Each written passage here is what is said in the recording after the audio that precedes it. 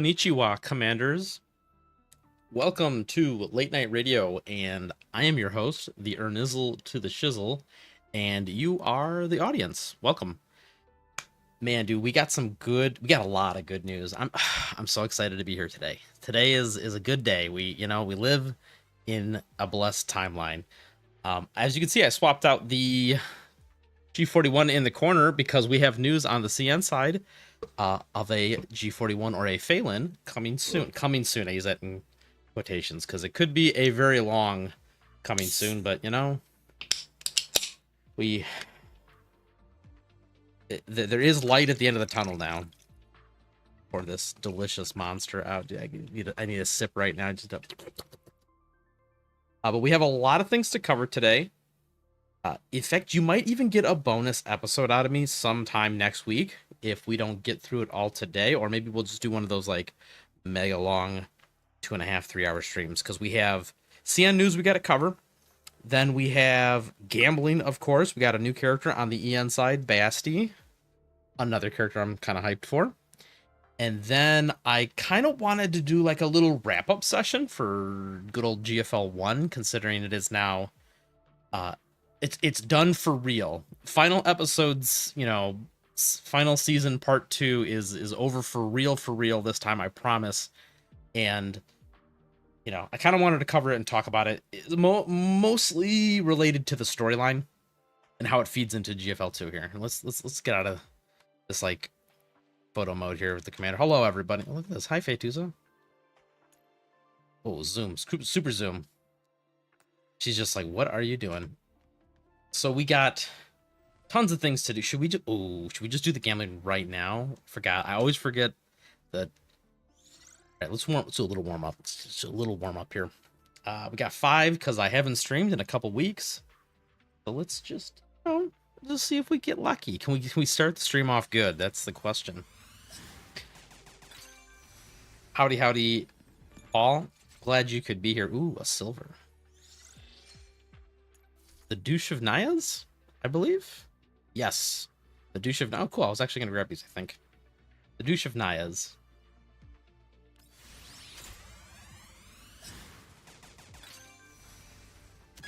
A lot has happened in the last couple weeks. Now I'm thinking about it. We got so much stuff. So on the CN side, they did the next character preview, which is G41, or her new name, Phelan, is the official translation. It was kind of up in the air before as whether that was going to be how they translated it to English or not, but it is official. Ooh, I got the very excited Lena. What is this, like small sized curio? I don't even know where I can put that, but I'm going to find somewhere for it.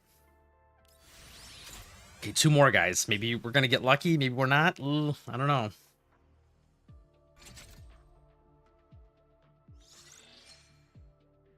All right, here we go. For all the marbles. Up. Shit game. Fucking trash, dude. Unsubscribe. Garbage game, garbage streamer. This is fucking... I'm out of here. This is garbage. This is... Century C, do something. She's like, I don't want to talk to you. Paul says he had average luck on the Basti pulls, and he really enjoyed the event story. Well, I'm hoping to have at least average luck today. To kind of make up for the luck from last time that was not so good. And if we can get average, that's kind of what I'm settling for these days. I don't want to shoot too far above my pay grade. And I didn't have a chance to do the event story, but I kind of know a little bit about it because I was kind of following it back when it aired on the CN side. Excuse me, I have the hiccups all of a sudden. So I'm interested to see. I've already seen like some screenshots of some of the translations that because there were there's a couple funny scenes, and I wasn't sure how they were gonna like translate it, if they were gonna change it. The localization team to me seems like they do a pretty good job of just sticking to the original script and just translating it to English. I know for lots of other things like anime related, especially, like sometimes the localization team gets a little too creative with how they want to localize things, and they like kind of change the meaning. But it seems like they're just sticking to it. So let's see here. Let me open up By the way, how's the audio for you guys? I did some more audio changes. It looks like on my side everything's good, but you never know. Let's pull up here. We have the first. Let's pull up the news. We're gonna do news first today. There we go. Okay, and I found the like the good quality one instead of the crappy Billy 240p. Fault says the localizers went hard.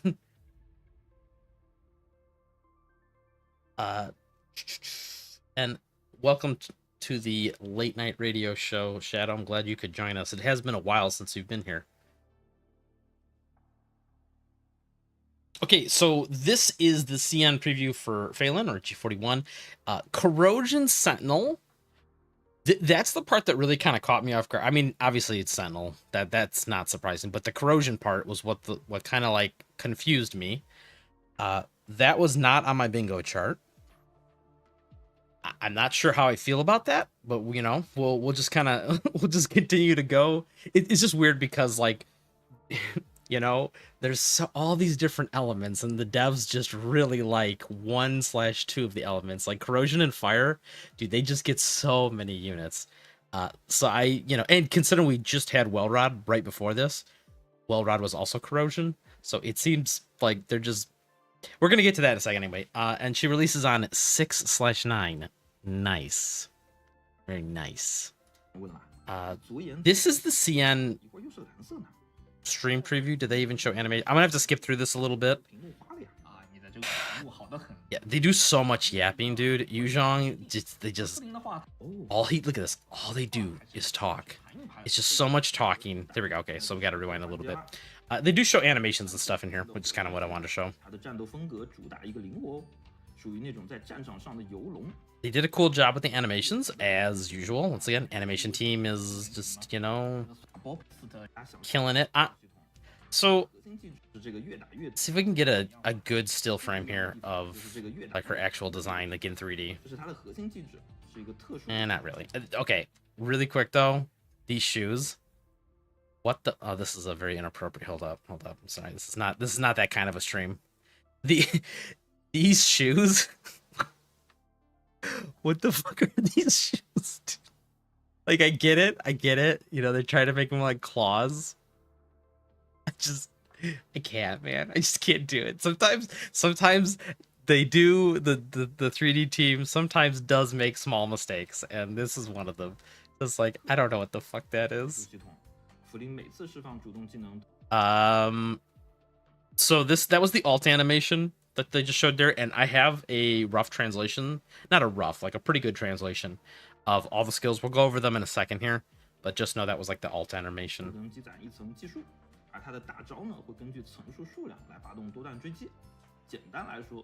That was one of, I think that was her first skill. That was her first skill. This is her passive, technically. And then that's her other passive? Lied. Whatever. We'll get to the skills. It's not important. The other thing I want to show though, if we can, now I gotta scroll through this whole yaps. Dude, look at he just talks. There's unfortunately not an EN translation of this on the stream. I think somebody might do translations of this on the EN side somewhere, but I can't find them. It's not too important. I'm sure there's just a lot of talking about like upcoming events and like, you know, typical nonsense. This is the weapon. The weapon is just kind of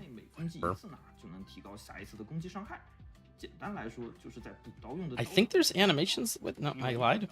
Not.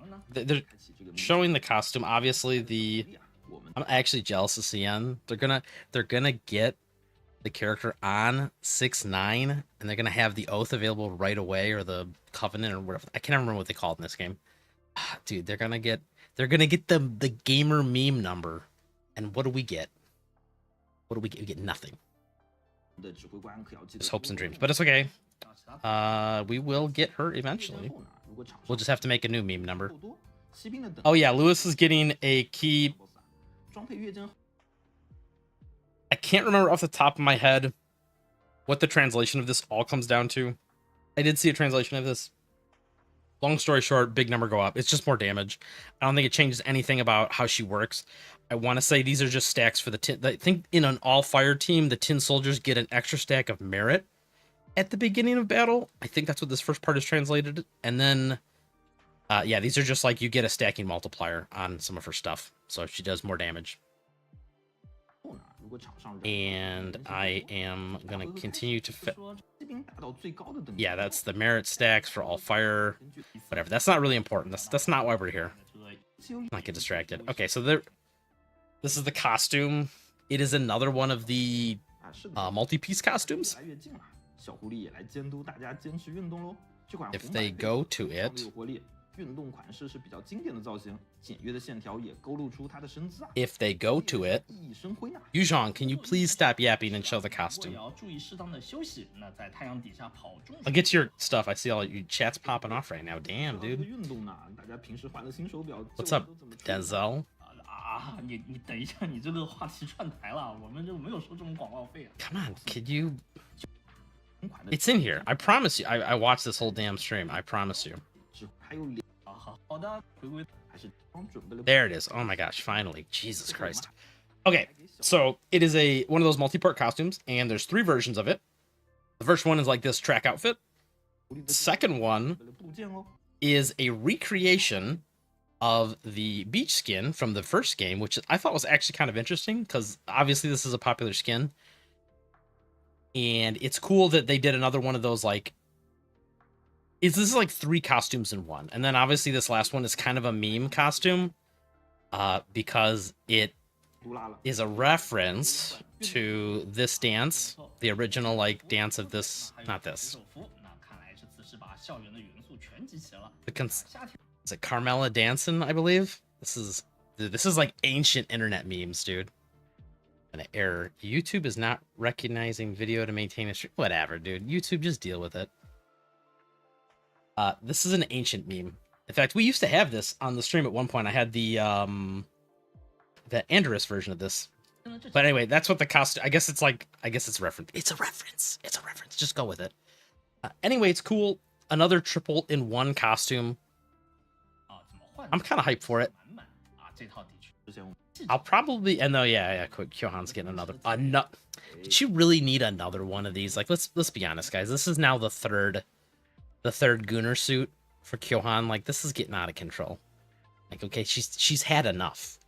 Somebody cut her off. Anyway, yeah, another one, because, you know, and I think that's kind of all the important stuff that happened in this stream. Mostly we're here for the G41 stuff. Yeah, more food, who cares? I'm just double checking here. Make sure I didn't miss anything. Okay, so that was the important stuff from this stream. Let's switch over to this one. This is the character trailer. Let me catch up with chat real quick. But we'll watch the character trailer and then we'll go over her skills and stuff. Corrosion is for toxic cat, dog, fox girls. Yes. It seems like everyone is like, there's a requirement that you need to have ears of some kind to be on the Corrosion team. Mishti is the only one that seems to be getting away with it. Fetusa, did she kind of count? She got like a horn. That's like kind of like... Actually, Paul, you just reminded me. Where the fuck is Harpsy? Okay? I've been saving up the standard tickets for, like, I swear to God, since October? Maybe even longer than that. It's actually kind of ridiculous. Thank you for reminding me now. Now I'm upset. Thank you. I can't not see the Corrosion icon being a paw print now. Yes, it is definitely turning that way. Okay, so he did post it. Yeah, Botsu did a subtitled version in English for that stream. I'm probably not going to watch it because I'll be honest, like I said, there's a lot of Yuzhong talking about stuff, and while I don't mind Yuzhong talking, a lot of it is usually the typical dev speech of like, this does this, and they give you like broad strokes, but like it either is like not true or it's like misleading, like this is a high-end single target DPS unit, and then you look in their kit and it's all AoE damage that also, like I said, Klukai, for example. It's like, yeah, I mean, technically she's a single target or an AoE unit, but she's also like a single target unit if you think about it. The weapon looks like Yuki's weapon. It kind of does, because I think in real life they're very similar. So the G41 assault rifle, which is what her weapon is, was like a really half-assed attempt by the Germans, H&K, to, I think they were trying to make like an M16, I don't want to say knockoff, but like their version of an M16. They were trying to bridge the gap, I want to say, between the G3, which was like kind of their assault rifle at the time, and like the M16. And long story short, it didn't work out so well. It ended up kind of being a failure, from what I remember. Once again, Gun Jesus, Forgotten Weapons, he's got a pretty good video on it. Once again, that, you know, as an actual historian, I trust the things he says instead of just like some random streamer on YouTube that doesn't know anything, just makes things up. Lewis Key is like 48% final damage for her V6. Paul, you better be lying to me, because goddamn, that's a lot. Like final overall, like, you mean percent damage, or are you talking like if she was during a 7-turn fight, if she was doing 1 million, she's now doing 1.5 million? Because goddamn, some people just keep winning. Okay, that's enough yapping. Let's I'll catch up with the rest of the chat later. Let's watch this real quick.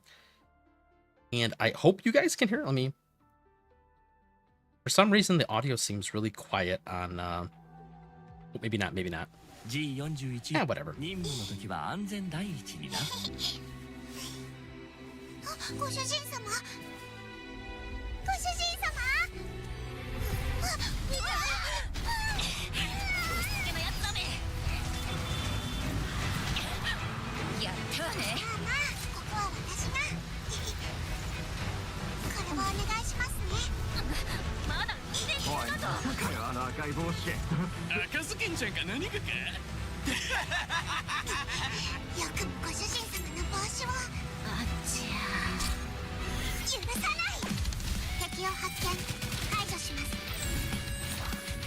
'These are kind of a repeat of the animations we already saw.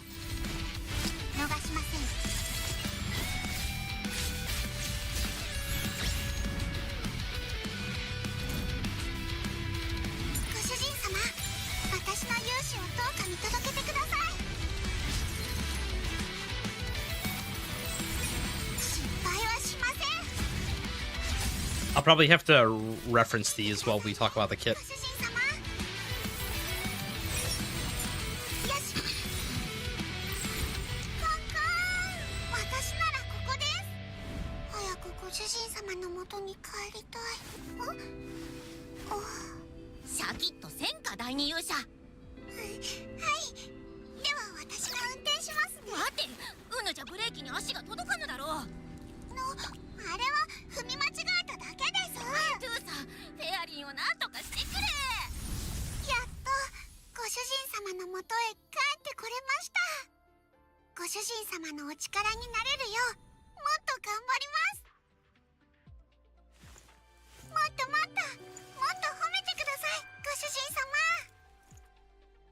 Okay, that was the. I'm gonna rewind it here to the the attacks, because we're gonna go over these in a second here with our kit.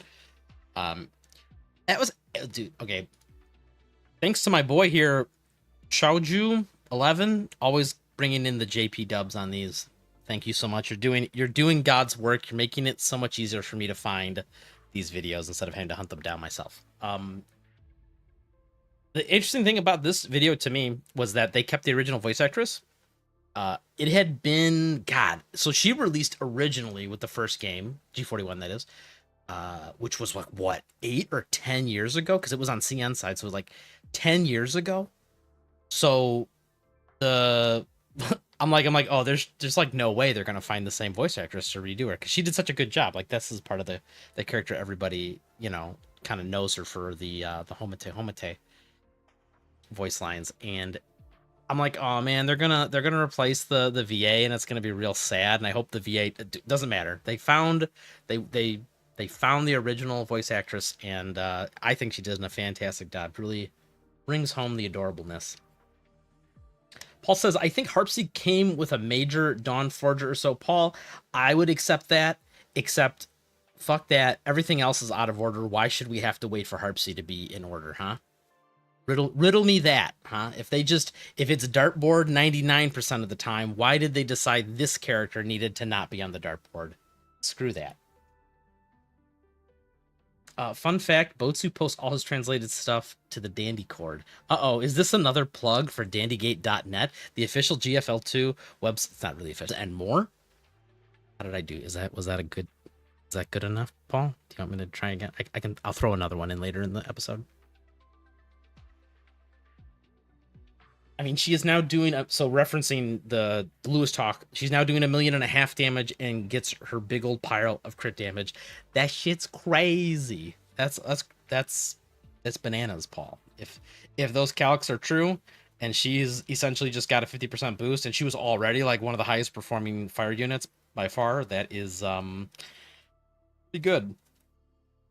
Almost, I mean, that's definitely something to consider on our side if you're considering like going deeper, like for the meta focus players that watch this channel. Like if you're considering going to Lewis segment 6, like she's been out a while now, and I think she had one rerun, but I think her second rerun is coming up pretty quick here. If I had to guess, it might not be crazy to, you know, really consider going segment 6, because she does so much damage. She does so much damage, and she does pair really well with other team combos besides fire, right? Obviously that key is geared towards an all fire team, but it works well with Hydra units as well. Okay, let me pull up the Discord. So we got a rough translation of her skills here. Oh no, I can't have them both. All right, let's do this. Boop. Okay. This is our translation by our boy the Sia. He did a translation of these. I think these are pretty accurate. We don't have any numbers with these, but this is what her kit does in a nutshell. So Phelan is a Sentinel class doll that can use Hunting Instinct, which is her own self buff, to inflict AoE damage that scales with each use. She can also increases her DPS based on the phase or the level of the phase tile she's on. This is a weird mechanic that they haven't used on a unit yet, I don't think. So in the new revamp corrosion, or the new revamp system for tiles, including corrosion tiles, there's like different levels of tiles. I know we haven't really talked about this because this is kind of not relevant to us just yet, but your tile can be leveled up into 3 phases. So instead of just making just corrosion tiles, there's now like a corrosion level 1, 2, and 3 tile, which I think all you got to do is just keep reapplying the tile, and it like quote grows in power. So if she's standing on the higher the level of the tile that she's standing on, the more damage that she's going to do. So let's kind of go over her abilities. So I'm going to skip to this one here. So her second ability is just a self buff. She gets Roving Bloodlust and a Dog Ear to radar. These names, I don't know if these are going to get translated exactly the same, but and then she'll get an extra command. So the second skill is just going to buff herself. There's no time on these, like how many turns this lasts, so, or what its costs, like whether it's going to be confectants or if it's just on a cooldown. So, but yeah, it increases her damage and stability. And this is another one that's not 100% positive on, or at least I'm not. Ally unit generates tiles. I don't know if this includes her own tiles. Usually when it says any ally, that includes her, but and if any ally generates tiles around her, she gets Scent Mark, which is another one of her own buffs. Let's go back to her first ability then, her first skill. Deals AoE corrosion damage equal to the attack to the target and all surrounding enemies, generates toxic tiles, cleanses buffs, inflicts infatuation, which, unless this got changed, this should be the same as the infatuation that Florence's bear inflicts, which I believe forces them to attack her. And Scent Mark, which increases the damage taken by Phelan. I don't know. I think that means increases the damage she does to enemies, right? Like the enemies get increased damage from Phelan. When this effect is applied again, it deals AoE corrosion again with stability damage. Multiplier for this skill is increased based on the number of tracking held by the target. And then after the skill resolves, she gets some confectants and random buffs. So pretty straightforward. She just, I believe that's, if we go back to the video here, that is, where is it? That's the alt. I believe this is the, I want to say this is the one they're talking about here. This should be Triple Maul. So, because it shows right here, it's like it hits multiple targets, AoE, it leaves, I can't even really see, but it should leave corrosion tiles. Was it leaving corrosion tiles? The skill description says it was, but clearly didn't there. Am I reading that right? Yeah, generates toxic tiles. Yeah, I mean, who do we believe here, guys? Unless I got this wrong. I don't think I have it wrong, though.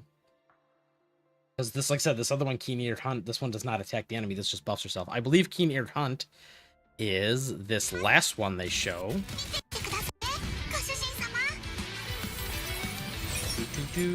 I believe it's this one. I think. Its passives usually don't have, unless this is the start of the battle. I can't really tell. Whatever. It's not super important. Okay. Continuing on with the translation. So the first skill, AoE damage to targets, and increases damage based on the number of tracking marks they have. Okay, finally.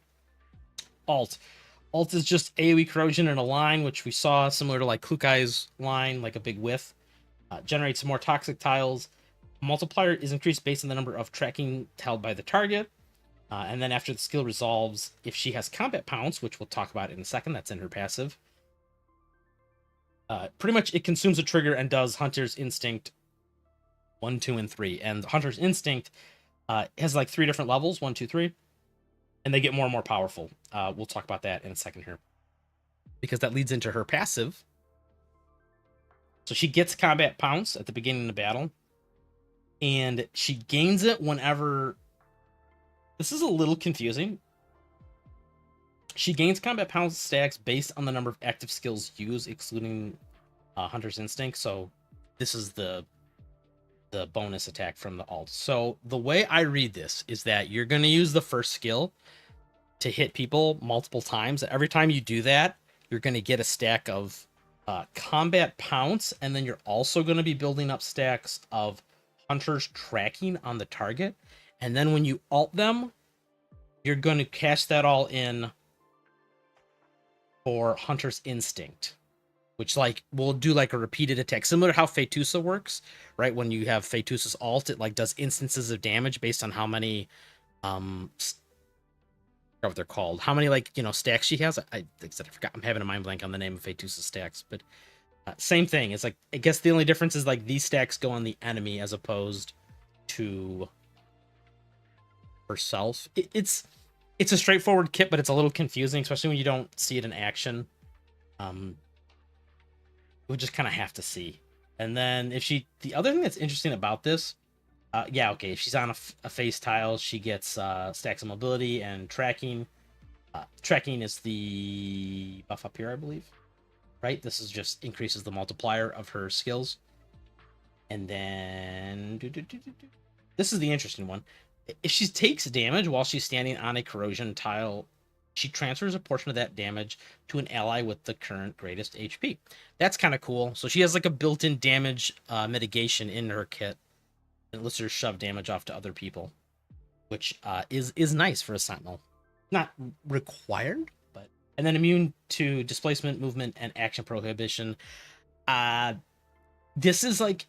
My understanding, this is like Voimastina's, but, you know, it just kind of depends on if this is actually true, because, like, Klukai is immune to some of this stuff, too, but, like, then some bosses just say, nah, just kidding, you're rooted anyway. Like, for example, a Titan boss in the most recent Gunsmoke, Klukai is not supposed to be allowed to be reduced movement or stunned, but, like, the boss can still reduce her movement to 0, so, you know, it's kind of whatever the devs just feel like doing that particular day. Here's the Hunter's Instinct. It pretty much does the same thing with no numbers. These don't mean anything, but, you know, it inflicts a debuff on them and then does more damage and more damage and more damage. And like I said, these will kind of repeat. So what happens is it does the first one here. And then if you have more stacks, if you have Hunter's Instinct 2, it'll do the second one as a separate attack. And then you'll do the third attack. So it like I said, it's kind of like Fetusa, where it's like you build these stacks up, and then when you cash them in, she does like a multiple hit attack on the enemy, which is cool. The keys are your standard, just general key nonsense, and by I'm being really mean to the keys. The keys are fine. It's just typical stuff, right? Increases damage dealt, cleanse debuffs, you know, get some resources to start up the battle with. For in this case, generates toxic tiles so that she starts with all her buffs.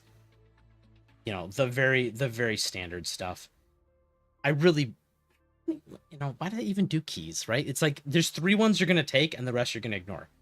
You're gonna take this one. You're gonna take, because this one increases the damage dealt. This one puts scent mark on people. And I think it's this one. Yeah, AoE damage is increased. So you're just gonna. I'm sorry, that's her common key. Scenting, finisher, and I believe it's Predator's Footwork. Everything else is just like you don't really need it. You don't need cleanse normally, unless you specifically need it for that boss. But to be honest, the corrosion team has like 3 different people who can do this. This is kind of a meme. This one's actually kind of funny. When the user dies, deals fixed damage and stability damage to all surrounding enemy units and generates toxic tiles, and applies 1 less con, increasing damage taken. Unless there's more to this, like unless this like revives her or something, this is kind of a meme. It's like you don't want your units to die, even if it is kind of funny that she does like a kamikaze attack with it. But it's still funny. Anyway, yeah, the common keys. I wish they would go back to the system of like units that have good or not common keys, but fixed keys. Units that have good fixed keys, for example, are like Lewis's fixed key that allows her to work with non-fire units, her tin soldiers. Like those are the things I like to see. The common or fixed keys should be, in my opinion, things that modify the character's playstyle and gives them more options in combat, not necessarily like, okay, this is the one that does more damage. This is the one that makes it so you can actually do your rotation correctly at turn 1. And then this one is like the whatever extra key that you have to take. It feels kind of like formulaic at this point if they're just going to keep doing that, which I hope they stop doing. It's kind of annoying because this is a cool system, right? The idea that you can have a unit that can flex into different roles and different play styles, I guess. This is something they should lean more into. But so overall, this kit is interesting. We're gonna get Ernizzle's hot take here. It seems I'm very worried about it. I'll be honest. I'm very worried about this kit. This kit with no numbers attached to any of it. We also don't know what segments do. Although, you know, let me just take a wild guess on this. Is totally out of left field, but I'm gonna guess that her segments 1, 2, and 3 will increase her damage a little bit, and then her 6th segment will like quadruple her damage. And I bet you at segment 6 she's gonna be the best, highest DPS unit currently available until the next unit comes out. The reason this kit seems weird to me, and I don't know, maybe you guys have some different takes on this, but the kit is weird to me because, and this is more of just a general game balance issue, it doesn't seem to understand, like it doesn't seem to have a concrete direction to me as far as the element, the synergies, and what the game is trying to do. Okay, so for the first part of the game, it was like we're just slapping, like the devs as a whole, not just for this character, but for all the characters that have been released recently, it seems like they haven't still decided whether they want the game's team building to be around just strong units that synergize together, mono element teams, or right now the flavor of the month is element based tile teams. And that's the part that's kind of weird to me. Phelan specifically is a big red flag to me because the way this kit is designed, she doesn't synergize with any of the previous corrosion elements. She has AoE damage on her skills, yes, so she can proc you know, support attacks and whatnot. The problem is she doesn't have any damage over times. She doesn't have any skills that like combo with anybody, right? Like none of this jumps out as like, you know, for example, Klukai has the key where it's like she wants somebody to do support attacks or corrosion damage. Like Lind wants somebody to do corrosion damage to build up the glaze, the candy glaze. This kit just seems to me like they're taking it in the direction of we want higher tiles, like higher level tiles, and we want to do the tile thing that they're really pushing right now. But it's weird because, like I said, as a whole, the game is like really wishy-washy as far as like direction. Because, like I said, the tile thing is something that's new, relatively new, on the CN side. And I don't know if it's going to be the long-term focus of the game because, to be honest, it doesn't really make sense to me that the game needs to lean super heavy into the elemental system. It's a weird thing to kind of decide like this is going to be the main like core gameplay loop because like right off the bat, the first thing that comes to mind is like the game looks really fucking weird when you've got a million tiles. Like when we go to mess with Basti in a little bit, you're gonna see there's just corrosion tiles everywhere. Every map gets painted purple now, which I get. I get it. That's in her like character theme, but uh, it's I don't know. It's weird. There's like so much tile, and like every character now is like just doing tile stuff, right? Like Balin has like three different versions of tiles. Mitley had tiles. Wellrod had tiles. Every character now just generates tiles by default. Like there's no longer this weird. I thought when they introduced the tile system, they were gonna say things like, okay, we're gonna divide up the power balance of like here's units that are really strong but don't generate tiles, and then here's units that generate tiles or specialize in generating tiles but don't do a lot of damage. I thought that was gonna kind of be the divide they went with, and they just kind of said, YOLO, everyone just is a tile creator now. So I don't know. It's we're gonna have to see where this all leads in the future. I'm a little worried about this though. The reason I'm worried is because, like I said, it seems to me since there's no clear synergies with previous characters, like this might be like a one-off character. I'm pretty sure that, like I said, she's gonna be top of the DPS because I'm sure because the easy way to fix this because if someone reads this and says, well, there's not really any synergy with previous characters, why should I get her? The easy answer for the devs to fix that problem is to just make her DPS numbers huge, right? Which is what they've been doing. Every unit that has come out has been bigger damage dealer than the previous unit by like a significant margin, at least in their element. They don't always one up each one. For example, like, Oates is still pretty much up there.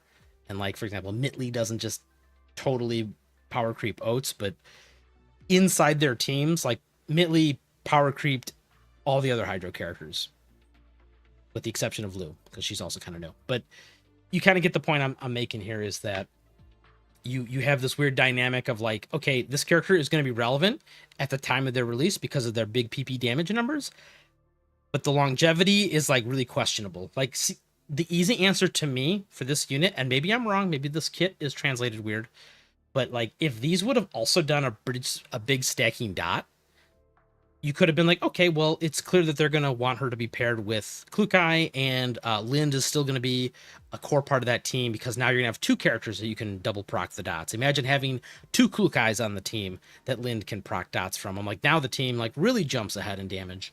Or have a kit that's like very synergistic with Fetusa, and it's like, okay, cool, now you have like a single target non-dot version of the Corrosion team. Whatever. I'm beating a dead horse here. We'll move on. We'll just we'll have to see. We'll have to wait and see. Okay, that is all of CN side news. I think we've let me get this out of the way. Despite all that complaining I just did, I'm still very excited for the character. We did gambling already. I don't need to be here anymore. Goodbye, everybody. Hi, Nemesis. Can I sit down? Oh, that's right. We can't sit down. The forbidden chair. Okay, let's hop out of here and let's go do some other kinds of gambling.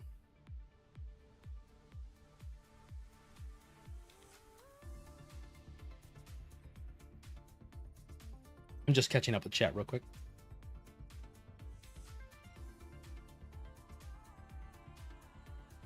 Paul says it's funny that Lewis technically power crept Voy Mestina before Voy even came out. Yeah, on our servers, not on CN side, obviously. But yeah, this is the dartboard. The dartboard in action. We're getting a lot of like weird things, and this was kind of the part I was upset with Basti being released. Is I'm getting really annoyed about the the weird like story stuff that they're doing. Like I said, this story event takes place after Dawnforger, but they just whatever. Whatever. Let's not get into it. But I hope that they really get the goofy power creep under control and like the weird decisions they're making with the game, because I don't know how long they can keep this up for. To me at this point we're kind of, I feel like we're definitely due for a soft reset of the the end game, and not just the end game, just like max level stuff, right? Like I almost feel like they should like raise the level cap and kind of use it as a way to realign how a lot of the numbers work, because a lot of characters don't, their kits can be kind of clunky, but the bigger issue for a lot of them is just the damage is bad. Like for example, Basti here essentially is going to be taking the spot of Pretia, and to a lesser extent maybe Mishti, depending on the team. And it's not because those units don't play well, it's just because the numbers just don't, math don't add up.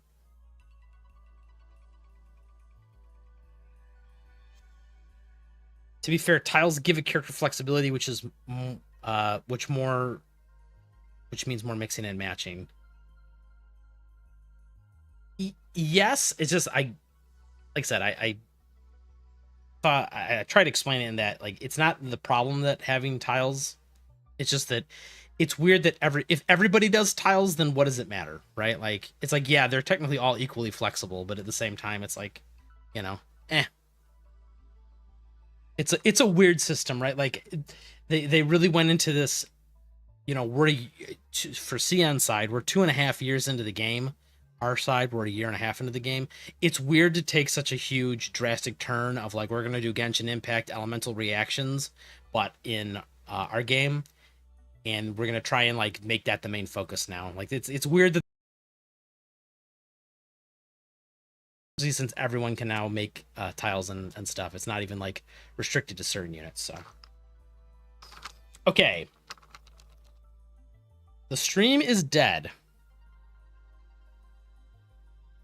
Oh dude, the stream is kind of dying, isn't it? What is going on here today?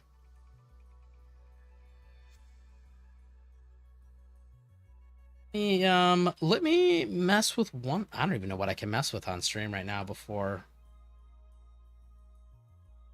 I promise you I tested this the other day and it was working just fine, but it is definitely poor stream quality.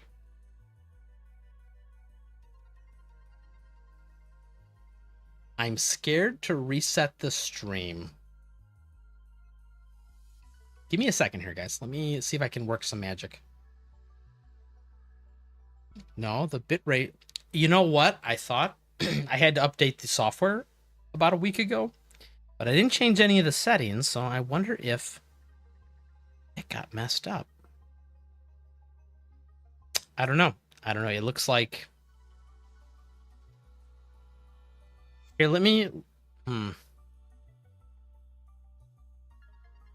try this live. I'm gonna reset this real quick. Let's hope this doesn't break everything.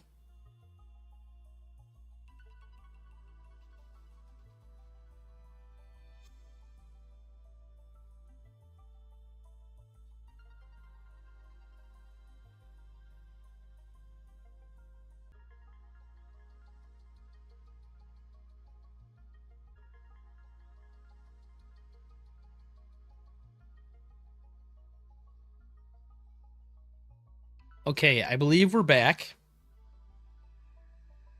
It looks like YouTube is more happy with it now. Stream quality excellent. Let's hope that continues. Sorry about the stream stuff. That, I can never trust YouTube because a lot of times it complains, but then it goes away after a minute. Like, if there's like a little bit of a hiccup in the internet, she just, freaks out. Okay, but let's continue on with our gambling here. We're just going to be grabbing, I believe, a base segment bestie here, and probably the weapon. Let's hope this goes. I'm like I said, I'm going for Paul level average luck. That's what we're trying for today. I don't think I'm gonna be able to go into more segments because especially now with Phelan actually being shown, I can mark it on my calendar that essentially 6 months from today. Oh my god, that's like Christmas, guys. Oh, I can't wait till freaking Christmas. Oh, anyway, I need to save my tickets. I can't be going crazy.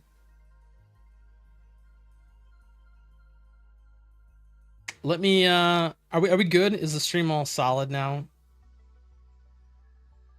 Can I get a thumbs up in the chat?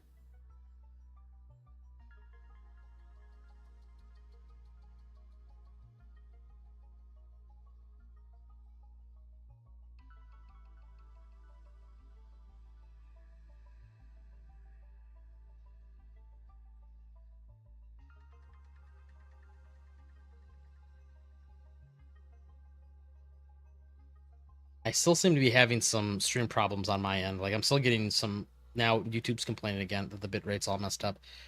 We're just gonna have to struggle through it though, guys. I don't know what to tell you. I'll have to mess with this later. It might just be a bad day for Chicagoland internet, which would not be unusual. But let's start the gambling. We got 20 in. Yeah, let's just go. Oh yeah, that's right. I forgot to talk about this little broker thing. So they have this like cool like new refund system that they got. Actually, a really smart idea from them. I'm sure that they stole it from some other game. But double the Tara? Whoa. From what I've heard, this is kind of like something that that new Arknights game does. But anyway, long story short, every time you spend X number of tickets, you get a little bit of a refund. It's like a really tiny refund. And it's only going to be useful on the next banner. The 25th. Yeah, this is the next banner. So this is going to be whatever. This will be Dawn Forger, which is... Paul, tell me, is it Lorelei first in Dawn Forger? I think so, right? I think it's Lorelei first. So this will be useful on Lorelei. Yeah, I think it'll just be useful. Anyway, it's fine. It'll be useful on that banner. I'm assuming Dawn Forger's next, right? Surely they wouldn't put another small event in between them. But this is like, it doesn't come out to much. It's like whatever. What's this come out to? If you get 30 of these back if you spend 360 tickets total. It's like, it's not great. Oh, I lied. It's not even 30. It's 15, 20. It's 20. 20 back if you spend 360. Yikes. It's not great. Not great at all. But, it'll help take the sting away as we're about to go to Hard Pity, I'm sure. I wish you better luck than I had. Well, like, you were here last time. You were here last time.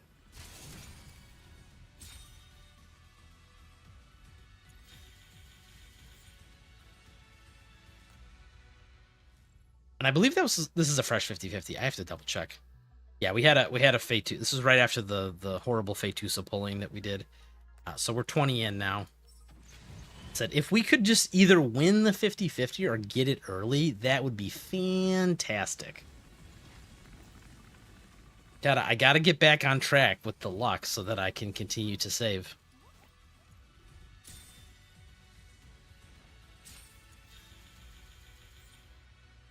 It's not looking good, guys. Only one 4-star? Come on. We're on 40. Said I gotta be careful about these because I've seen the glitch happen way too many times. Gotta always check that.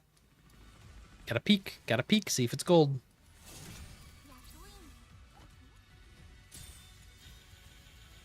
Damn, this is like the exact same thing. Here's Fitty. I also like it because it counts for you at the top.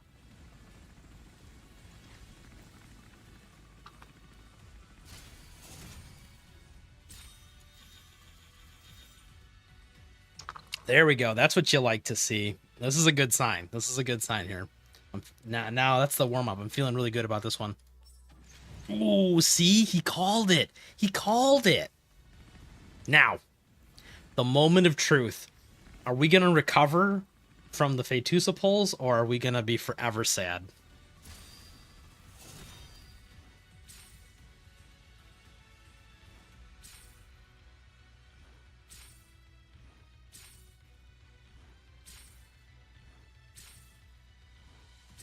Going all the way to the end on this.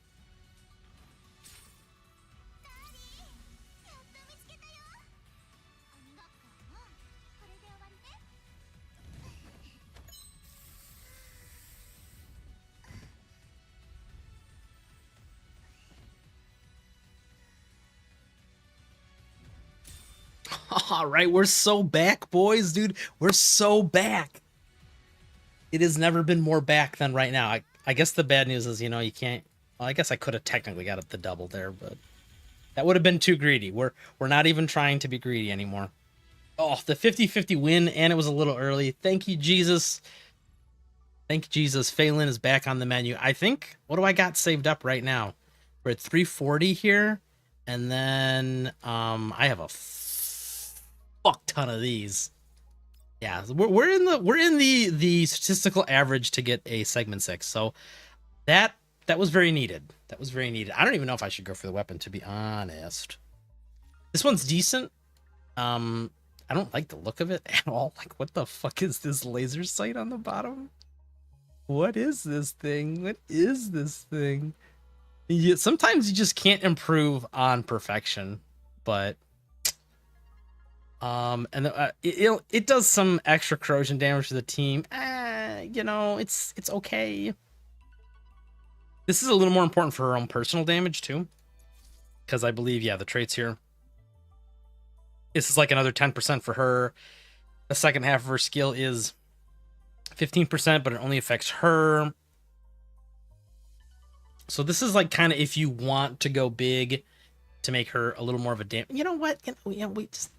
Is this the gambling fallacy that they warned me about? Like, should I? I mean, the angel on my shoulder says, "Stop now, stop now. You're ahead. You did good, but like, what if?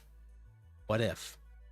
Actually, let me be smart about this real quick. Let me just double check if I have even a decent handgun.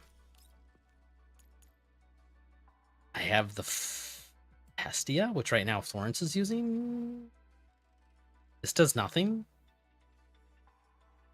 It has the same attack rating. It swaps attack power for crit damage. This is also kind of pointless. And then this thing is kind of garbage.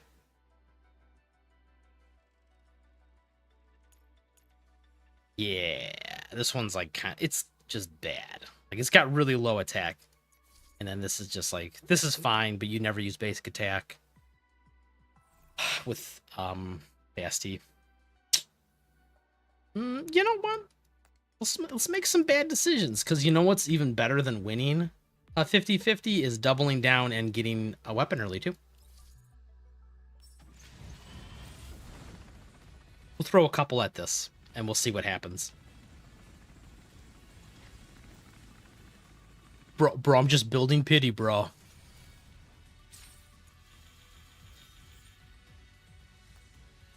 This is a lot better to get weapons in this game than in other gacha games, because when you get 4-star weapons in this, they actually give you an equivalent amount of Doritos. Ooh, I should have checked the slide door first. But yeah, like, for example, if you deconstruct this weapon, you actually get enough for a ticket back. Which is not true in other games. In other games, when you get their weapons and they're 4 stars, they're just trash, and you just feel stupid. All right, we're at 30. Maybe we'll go to 60 again? I don't know.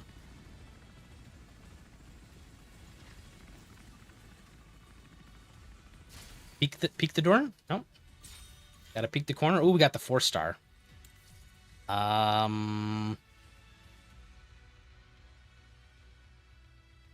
don't know why I'm even checking that. It doesn't matter. Even the Battle Pass one will be better than that.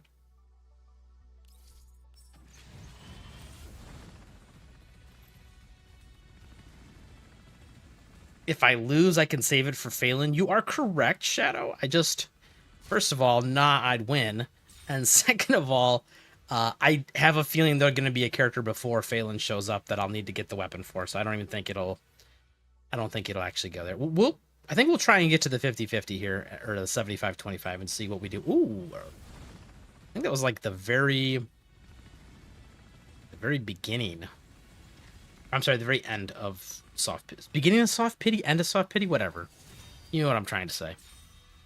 It should be like the 9th or 10th one in this, is what I'm trying to say.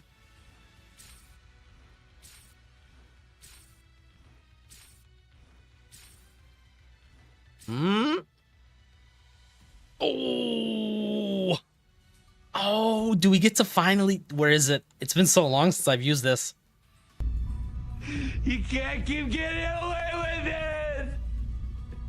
It's been so long since I've gotten to use that. You can't keep getting away with it! He won't. Ah, feels good. We're back, boys. We're so back. Got a nice little refund at the beginning. Oh. Feels good. Feels good, bro. I'm glad you guys convinced me to make bad decisions, which ended up being good decisions.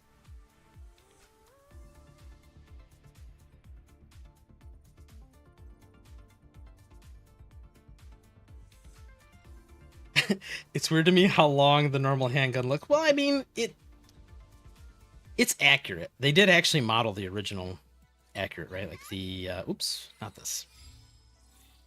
Actual Mark 23 is this goofy long. Where is it?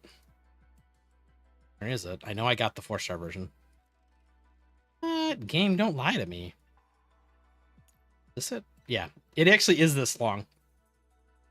And it's got this like obnoxiously huge trigger guard because it's meant for real tactical operators like the Navy SEALs, and they got big thick gloves on because they're manly men, and manly men wear thick gloves, and they got to get their big fat stubby fingers in this trigger guard. But this is actually the correct. I said it is obnoxiously long to consider. This is like, I would say, do we have like a 19? We don't even have a 1911 in this game. Whatever. This is about the size of a 1911, for example. And then you can like kind of even see like this is a big gun. This is a thick boy. Got like the threaded barrel on the front, which they don't have. It's kind of hard to tell, but anyway. But I don't know what the hell's going on with this thing. I think we're just gonna do this. We're just gonna. Ooh, dude, this has got some. Ooh, I didn't even realize this one. This one's kind of nice looking. But I think we're gonna go with the OG. This one's a real. I do actually like the look of this gun, but we're gonna just keep it OG. Let's pretend we're Navy SEALs, guys. What would a Navy SEAL use? He'd use like the most. He wouldn't use the clown barrel, that's for sure. I think he'd use either this suppressor. This is this one's just a little too goofy even for me. This is kind of the suppressor they would use. This is too small. Look at the tiny. Compared to like, look at that's a 45. And then they're just like, no, that's like a BB gun. All right, let's go with this. This kind of makes sense. All right, guys, we're playing Call of Duty now. Hell yeah. Well, if we were playing Call of Duty, then we'd also need to have anime skins on the guns, because that's what everyone does now. Can we... I think this is... Want a red dot? Nah, I like this one. I like this is... You know what? This just, to me, this... You know, it's got the right vibe to it. We're just vibing right now with how the weapon looks.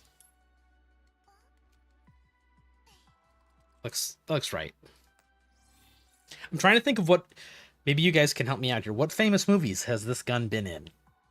I want to say The Matrix, but that doesn't sound right, actually. I don't think Neo ever used this gun. Let's do some leveling up.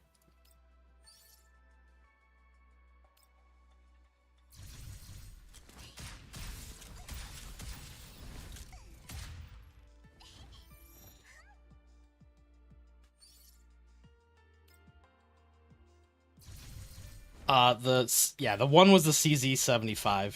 The one with the No, actually, no. I don't know which one you're talking about. None of those. None of those that I showed were CZ75s. This is.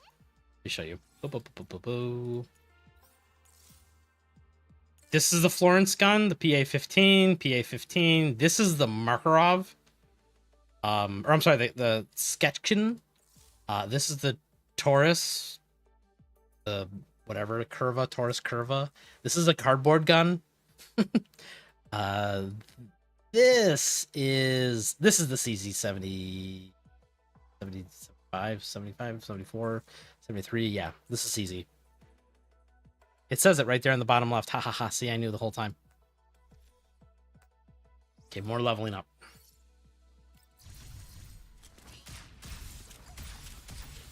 I'm getting the HK USP 45 vibes from that one. I mean, they're pretty similar.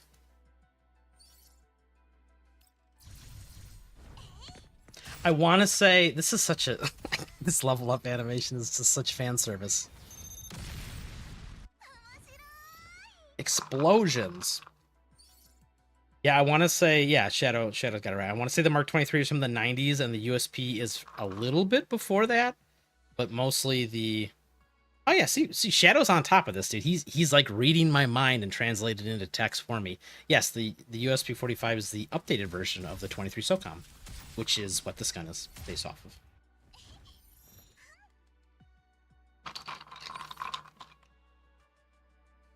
I'd love a GFL collab on one of their mainline games, especially the M4A1. I'm assuming you're talking about Call of Duty, because we're never getting M4A1 in this game. Okay, let's skip these. Come on. I want to do a little bit of testing, not much, but a teeny tiny bit, because then we also need to want to talk about GFL1 ending. Actually, that's a good segue that you brought up.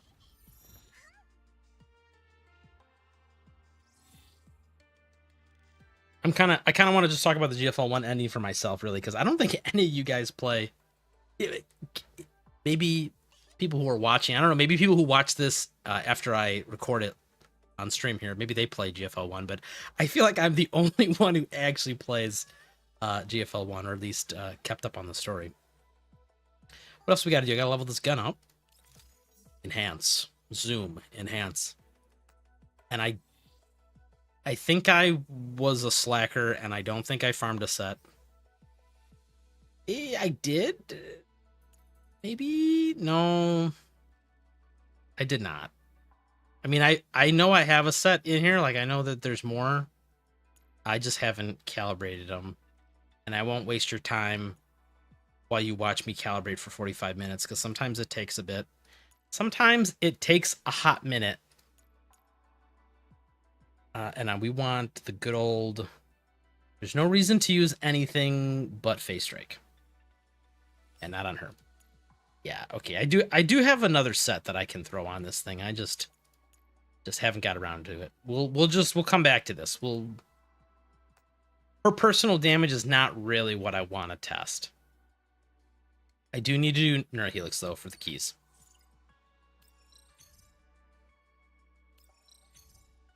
I love the German guns. So the Shadow Striker 674. Yeah, the German guns love you, too. What is your favorite German gun, Shadow? Perhaps it is the Kar 98K and the HNK 416, yeah?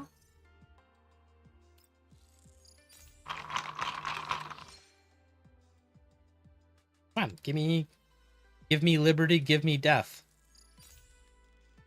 Give me fix keys. Oh my god, stop. Just do it. You don't have to do everything, just do it. I'll be honest, Shadow, I'm not an H&K glazer. I used to think the MP5 was real cool when I was like in grade school and I was a small child, but then I grew up and I realized it's not that cool. I know, I'm throwing shade. I'm throwing shade now.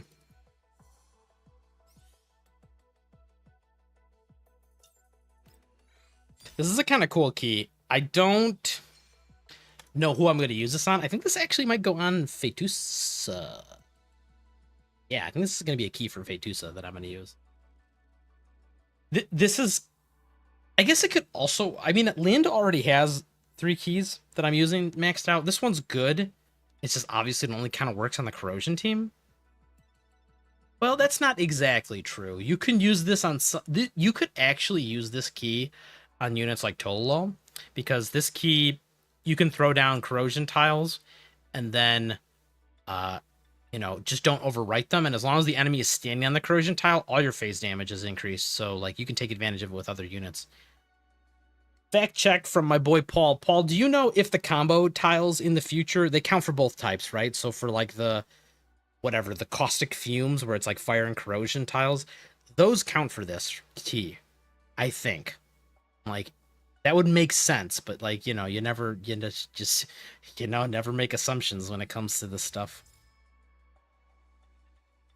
We don't need toxic. Why is this a recommended?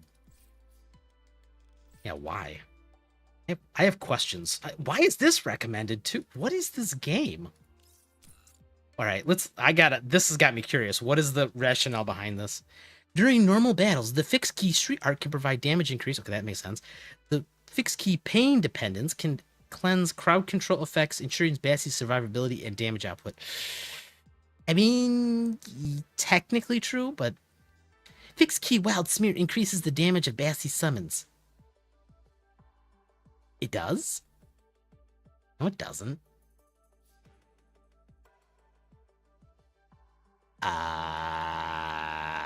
When it blows up, it puts the corrosion tiles down already, as well as generates toxic. What is this?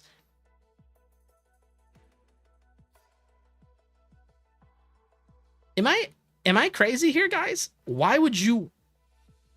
Now, the more I think about this key, the more stupid it seems. When you'll see in a second when we test this character out, but why would you want to create the toxic mist tiles before you put the landmine down? Like, what does that do besides inflicting the corrosion weakness one semi-action sooner? Because it's not like incineration tiles for fire where it gives them extra damage. This only affects them at the end of their turn, so at the end of the turn they'll take an extra 50% damage. Really, all this is doing is putting the corrosion weakness on the enemy, which gives them 10% more damage taken from corrosion element. That's kind of it. And once again, when the cutie blows up, it does that anyway, so I don't know. That's a weird key to even suggest. I don't know. They must have had our boy ChatGPT write this. I'm betting money this is a ChatGPT moment. Okay, and we need this key. Don't need this key. Am I crazy? Did I hallucinate all these keys?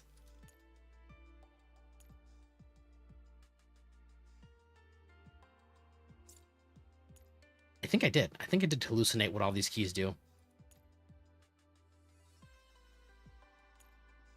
Okay, I mean, I guess we could probably put the cleanse one. I mean, you don't really need the heal. I mean, the heal's nice, but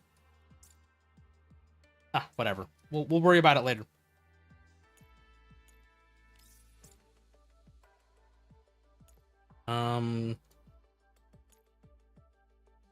Here we go. I'm like, surely I have some ones with attack and health, the generically good ones, and then we'll come here. You can borrow this one. Who's this? Lewis key? Yeah, sure. Here, borrow the Lewis key for a minute. Okay, this is good enough. We don't need to think about this too much. I want to just go to target dummy here.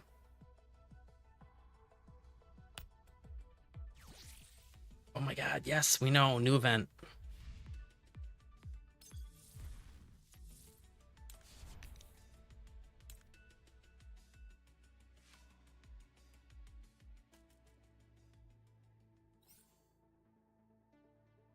Yeah, that's what I'm thinking, Paul. Paul says maybe the cutie gets buffed before it goes off. It probably does, but to me, it would seem like it's such a little damage difference. Like, who freaking cares? You can teleport to the enemy. Josco says you can teleport to the tile in case you place it too far away from an enemy to explode.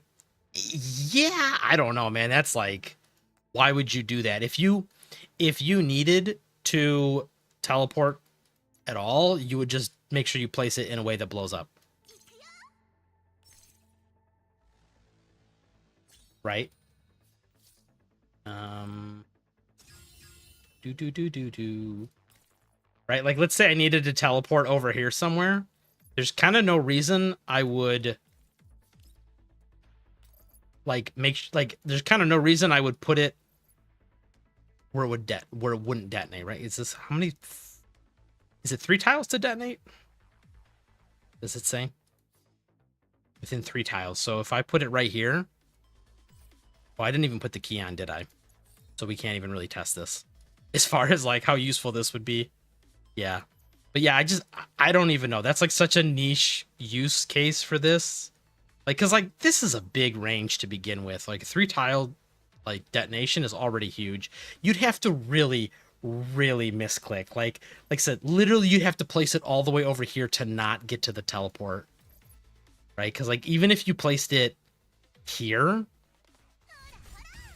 like look how much range you have, right? Like you can go all the way to like I don't know, man. This is just like how much further away do you need to go? That's just let's test that real quick though. For I wasn't paying attention to the damage number. So without toxic mist on the ground, let me slow this down as well. Without toxic mist, it's gonna do 1275 on a crit. Let's rewind. Oh, actually, this is gonna. I don't have a good way to test this because when Michi goes to put Toxic Mist down, we're also gonna get a damage buff, aren't we?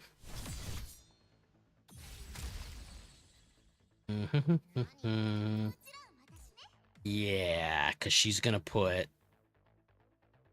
Dreamscape on. Yeah, okay. Well, this is not.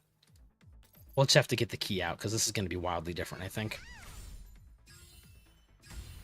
Yeah, this is a lot more different. Okay, all right, we said 1275 on a crit. Let's swap the keys real quick and test this.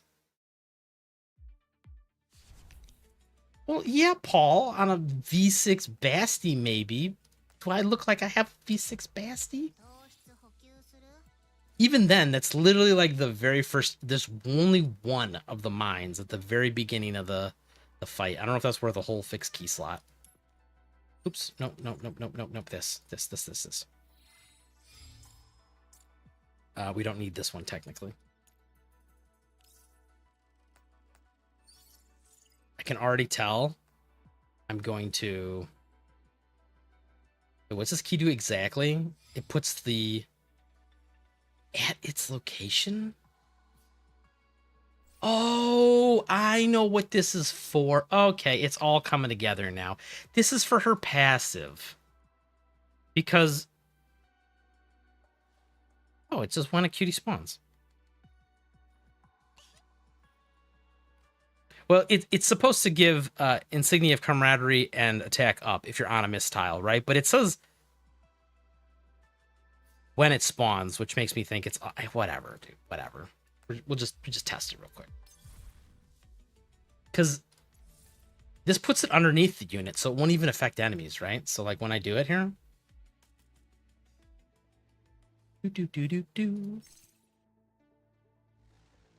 See, we're getting all the min-maxing in right now, guys. It's been a while since we did this. Yeah. We know President Yuzhong. Kill him. The unkillable President Yuzhong. I'm gonna throw one over here just to miss on purpose. Because it puts it underneath the cutie. So, like, you can't even, like, put it on an enemy right away. I think it's literally just to give this thing the buff. Which I can't click it to find out more.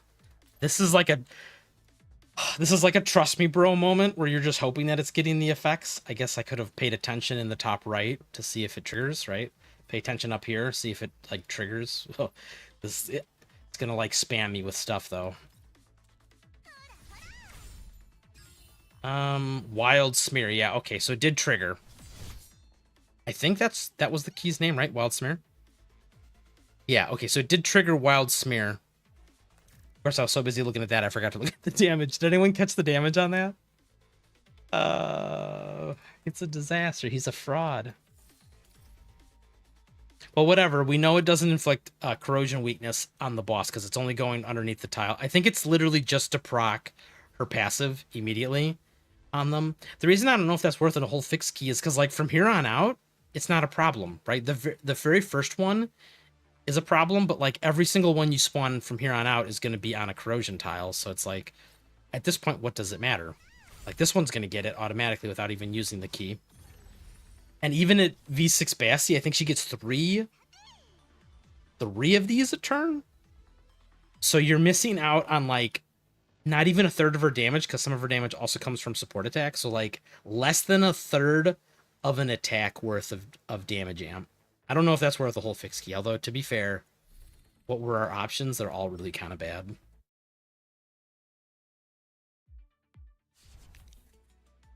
You saw almost 3k more damage with that key equipped for every single. So, I mean, I'd love to test it with your character, but I can't borrow. Whatchamacallit? In the striking dummy. Where did she go? I'm staring right at her, aren't I? Add her to the favorites.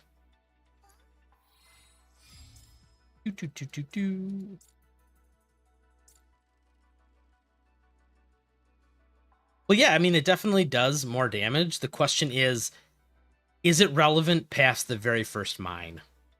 That's my question. Yes, it'll make the first cutie definitely be under the effects of camaraderie and attack up too. The question is, after the first one detonates and now there's tiles everywhere, like it shouldn't matter at that point, right? But once again, like what else are you gonna take? This one is like kind of not needed. This one's okay. This heals, but that's only if you need the healing, which you might not need the healing. Probably won't need the healing.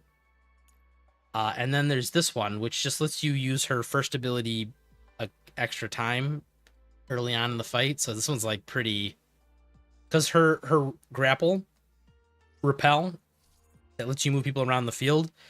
This one costs 3 confectants.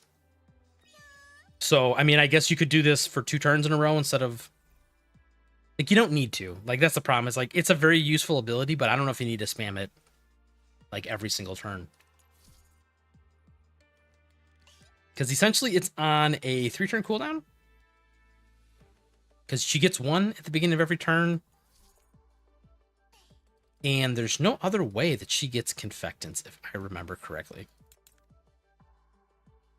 Yeah, I don't think she gets confectants any other way, so... But, you know, it's... You know, she doesn't have very good keys. That's the short answer. Oh, what did I even take that one off of her? I'm getting so distracted. I'm scatterbrained. This, we have this, and we have this. I don't even know if it's worth swapping, to be honest.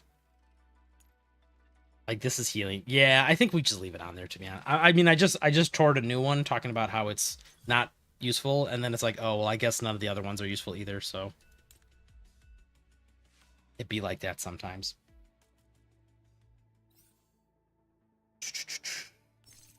Here's the team. The most interesting thing I like about her kit design is that they kind of introduced a problem and then they solved it, right? Like, oh my god, let me go, let me click. You know, they made it so that Mishi can't move with her key, and then they kind of designed Basti in a way that lets her move, right? So like we can blow it up here.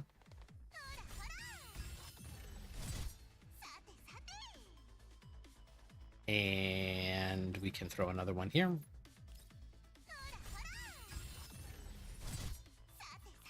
Then we can like... this is kind of useful for Mishi because she always targets the closest unit. So it's like now you can actually... like, I mean, it doesn't matter in boss fights like this and in Gunsmoke most of the time it doesn't matter. But sometimes in normal maps, it's like you do want her to target specific elite enemies or something. And now you can like force her to do that. Here you go. Woohoo. And then she's super mobile too. It's weird. It's like for a support character, she's got like Vanguard levels of mobility, right? Like she started over here, she could have teleported to here, and then she can still run 6 tiles after this, like all the way over to here if she wants. It's like, this is kind of nice. Look at this, dude. Look how much corrosion there is, and we've only taken like 1 turn.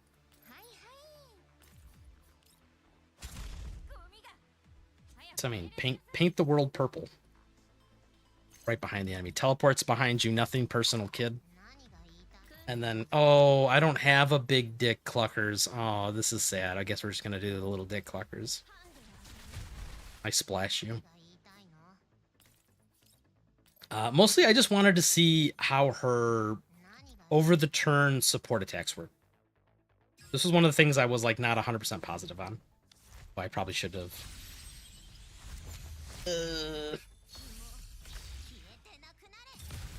Oh my god, look at all these triggers. Look at all these words. Explosion. All right, this is what I wanted to see.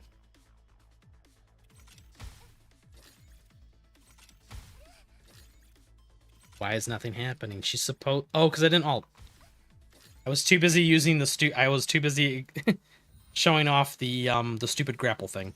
So, for those of you who don't know how to play her, and I'm open to suggestions if there's some min-maxing to be done here. I'm not going to claim to be a Basti expert, but every turn when you use her, assuming you don't actually need to move someone around like I did, and because all it does is it lets you move them, it heals them, and it gives them more healing, continuous healing. So if that's not necessary, which to be honest, on turn 1, it probably shouldn't be because you haven't taken any damage yet, your normal turns are going to consist of summoning as many bombs as you can, depending on how many segments you have, right? Higher segments, you get to summon more of them. And then ulting when you have nothing better to do. Look at the range on this. It's fucking massive. It's fucking massive. What are you doing, mate? It's a fucking grape jelly explosion. Look at this. There's purple shit everywhere. But when you ult, it inflicts grudge on them. That is the ability that's supposed to trigger. That's the one I wanted to see here. So before it attacks, she's going to do a, quote, special assistance. What did they mean by that? Well, they meant that it does a support attack.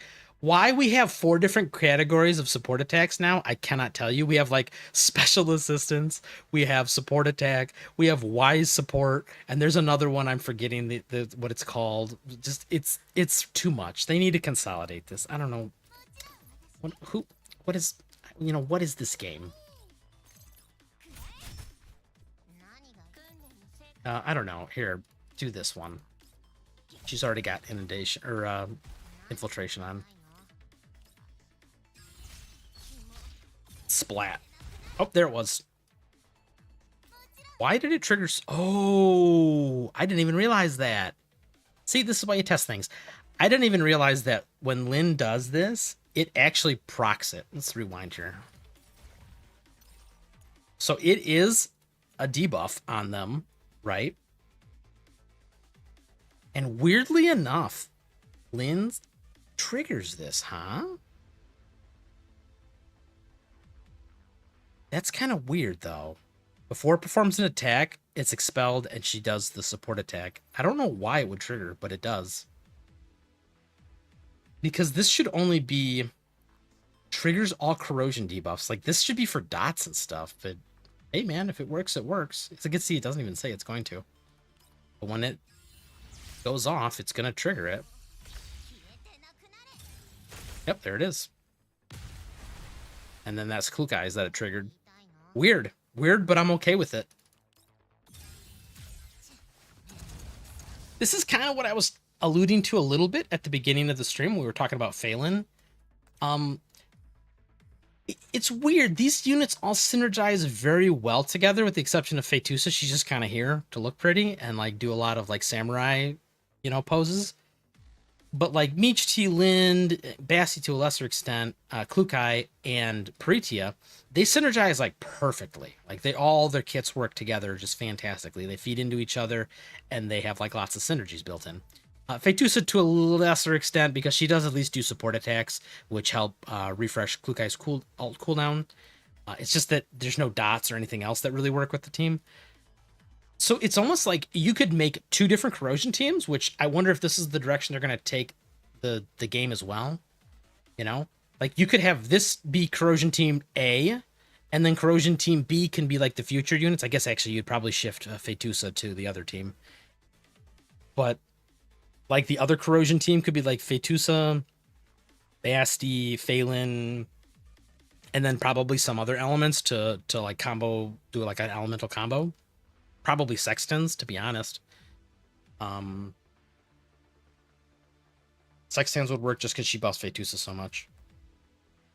And then you could like have Michi, Lind, Klukai, and then, you know, the traditional either Total Springfield combo or, you know, I don't know. There's team building options. And like I said, if they're gonna, I don't know where Wellrod fits into that whole thing because she's not. My understanding is like Wellrod is really just there for the to climb up the whatchamacallit ladder, the mode that we don't have, the tower mode, where like bosses get or waves get continuously harder, and you need someone who can like take huge hits to the face and not die. But theoretically, you could do it. So yeah, the rest of Basti's rotation is literally just spam cuties, paint the world purple, and then you could use this. It doesn't really matter, right? Like this is only for if you need healing. You just kind of end the turn. Taste of my bread. Honey. Go. 1,000 blades. Japanese steel folded 10,000 times. Forgive me, master. I must go all out just this once. Yeah, dude, he did all the cringy samurai anime lines. Okay, I think we're done here. Damn, where does the time go? We've been at this for an hour and a half already? Explosions. Okay, we've tested kind of what I wanted to test. That's interesting. Did not know that Lind can proc the grudge stacks. If only I had lots of tickets laying around, I could, you know, go a little deeper on these. I'm gonna try and find a mode and a time to test out your Basti, all just because I want to see how big the explosions get, like numbers wise, because she is a very competent like damage dealer at high segments. Now I get to catch up with like an hour worth of chat. All right, where'd I leave off here, guys?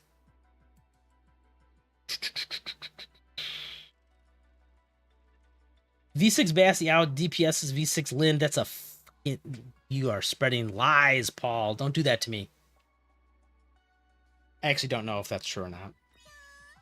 It probably has a lot to do with builds, and it probably, I mean, you know, we get back to that weird, like, you know, is the Klukai bonus damage from Lind, is that Lind's damage or is that Klukai's damage? I mean, I know it's actually like tallied under Klukai's, but like, let's be honest here, it's actually Lind's damage, you know?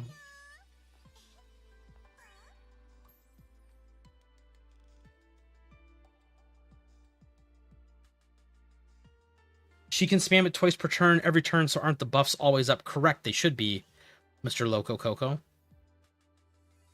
I'm assuming you're back when you wrote this, you were referring to the cuties, and yes, I believe they are. These other buffs that she has all last for 2 turns, and this lasts. Oops, not this one. The alt. This is just till it triggers, right? It can hold 1 stack, and it doesn't have a limit. It just stays there till it gets triggered, which once again should be theoretically forever. But yes, the toxic missiles should never go away because they last 2 turns, and she can do them every turn. The cuties, you get to do this 2 times per turn, and then the important stuff from her, which is Scribbled Funny Face, is indefinite as long as they're on the tiles, and then Insignia and Camaraderie and Attack Up. Both these are 2 turns. These are actually really strong buffs for the team. This one, not so much, but the attack up is huge because the only way you currently get this in the team is usually by pairing Springfield on the team. Like, you know, the Springfield Tolo combo, which is part of the reason why that's so good in this team. The only difference is that you're spamming it mostly, like her telepathy, you're usually spamming that on Tolo, so you only kind of get these buffs, the attack up 2 buff. You only really get that when she ults, but it is for the whole team, which is nice. But now we can kind of not have to worry about that. In addition to that, it's in here somewhere, but she does Toxic Inundation. I think it's the cutie that does that, right? Yeah, this one also applies Toxic Inundation for 2 turns versus Michti's 1 turn, which makes it super useful, specifically for Fetusa, because I don't know if we talked about this on the last stream, but Fetusa has a couple weird rotations, and one of them is a rotation where you want to ult at the beginning of turn 4, but that was awkward with Michti because Michti hasn't gone yet, so Michti never had applied Toxic Inundation at the beginning of turn 4, but now you don't have to worry about that. Now, Inundation is always up. Michti doesn't technically have to go first every single time, which, like I said, can cause some annoyances with sequencing. I wouldn't call it a problem. It just causes some weird annoyances. The Convectance key is actually useless. I kind of believe you. I mean, it's technically not useless, but is it worth taking?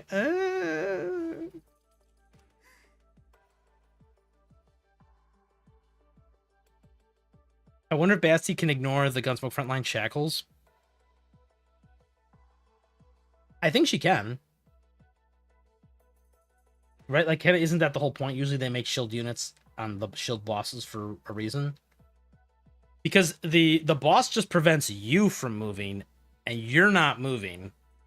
Right? Like, I mean, if Basti gets hit with it, she can't move and can't do it because it roots her in place, but you're not moving yourself. You're displacing a teammate. So if the teammate is hit with it, she can displace them. So this actually might, weirdly enough, be decent for like this Gunsmoke min-maxing for people who want to max out the number of units that get the I forgot what the buff's called, but whatever gets hit with the boss to get the root and the cleanse.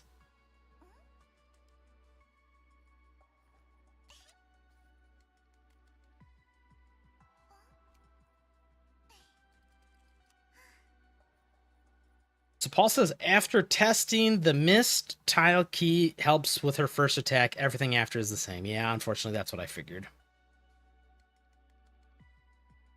So it really kind of does turn into another unit where it's like, this one's mandatory. This one is like, I guess mandatory, because why not? And then literally you just have a flex key, but it's like, this is kind of pointless. This is kind of pointless. This is okay. I mean, I think I'd just do this just for fun, right? Like, this will help keep the team topped off. Not that any damage really comes out from a lot of enemies. And then, yeah, like Paul said, this is kind of worthless too. Kind of weird, actually, now that I didn't realize this when I had looked at her previously, but yeah, she kind of has ass for fixed keys. Is this the alternate timeline to what I was complaining about earlier, where I'm like, oh, the fixed keys are all like take these 2, and then the third one's a dispel usually. It's like, well, we've hit the alternate timeline of like, well, what if all the keys are just ass? It's like, what's better than having only one correct choice? Having no correct choices.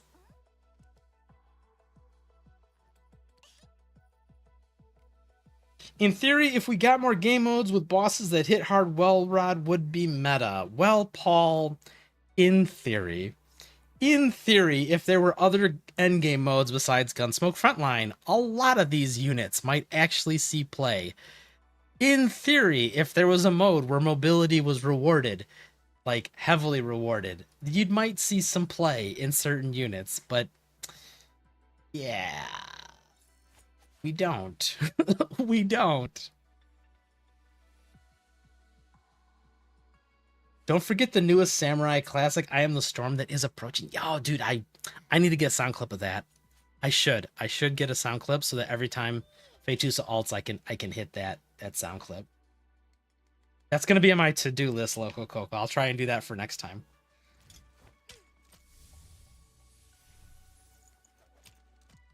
Paul says I was seeing uh 10 to 14 to 18k hits with the mines and the alt hitting for 40,000 with I'm assuming this is your segment 6.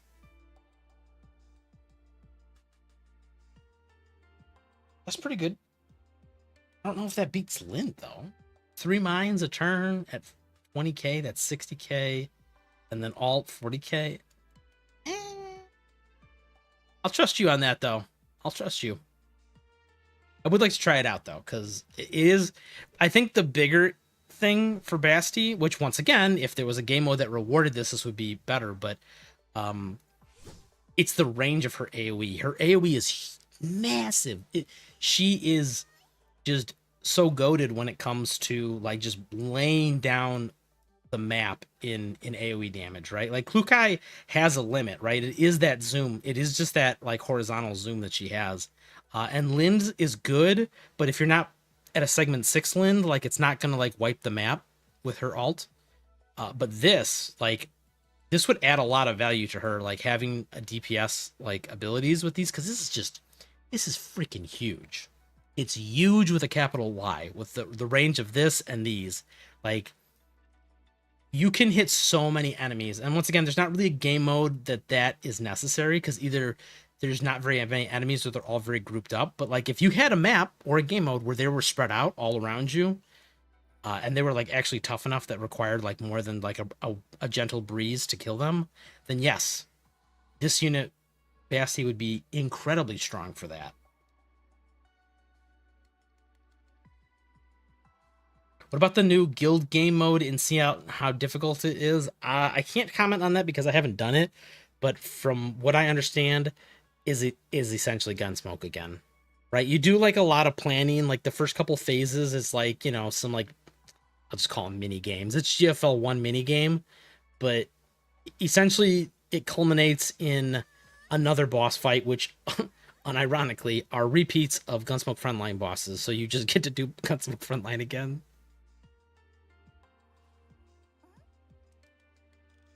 Yo, what up, Radical Ink? Dude, it has been a while.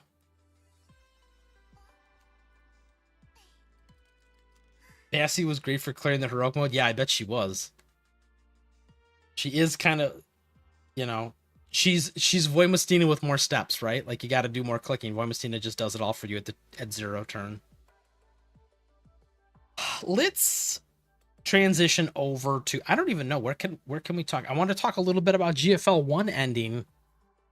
But you know, I don't want to just stare at the, you know, do we go to, oh, well, this is a dangerous button. Do I click this? Is going to be inappropriate? No, this is very appropriate. We could talk about the dorm here. I actually haven't even seen any of these. Actually, suspicious. Where'd the tail go? Where'd she cut her tail off? Damn, it's fake tail confirmed. They seem to be very, oh, actually, you know, now that I think about it, I mean, Pretia technically is a fake tail too. Oh, but well, she's wearing her outfit, that's why. They seem to be very inconsistent on the, some characters, you know, they have, what are we watching here? It's a reference. Oh, it's a reference to a movie that I actually don't know what this movie is. Please don't graffiti up the Elmo. Well, how did she do that? Bro, how did you do that? This is magic. This is voodoo magic. I'm fascinated by this. Enhance, zoom. How do we do? Oh, we're breaking the laws of reality right now. Do you guys think we're in a simulation? Maybe. I'm just saying. This is the night post. Oh, it's cute. It's got it's the jacket. It's the commander jacket.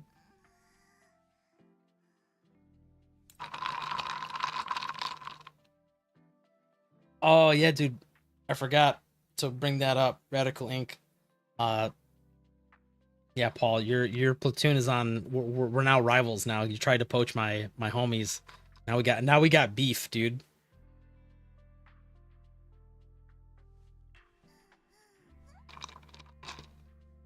These are some obnoxiously huge headphones.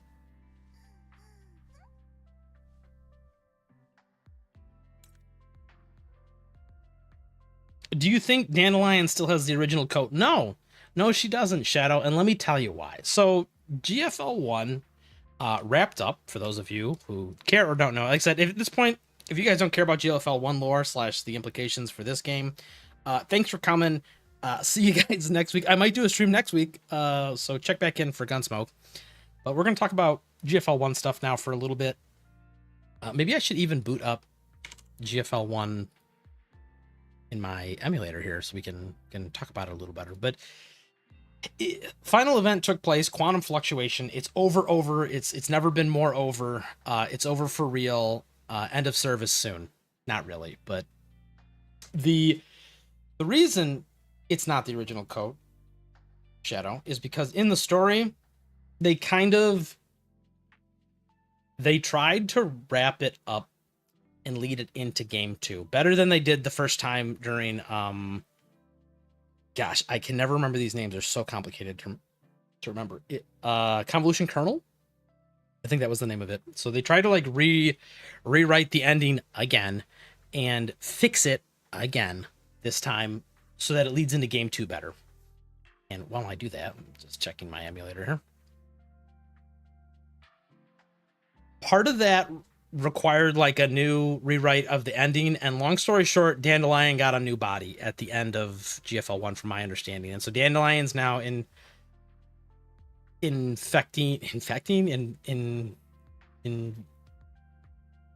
I don't know what you call it, but she's now inside of a new body. So I don't think she's got the coat, because my understanding is the coat blew up. If she was wearing the coat blew up in the first fake ending where she just decided that, oh man, Shoujo Jensen. Can I lower that volume? All right. Capture this game window. Maybe wait for it. Let's try. Oh, I don't. Give me a second. I gotta do some weird, goofy. I'm lying. Don't stop judging me. You know, I don't come prepared for stream. This is what happens. Yes, I like that, but I have some goofy stuff I need to do for the alarm. GFL alarm, if you guys have never used that, that's a throwback. Be glad you all right, we're back for GFL2.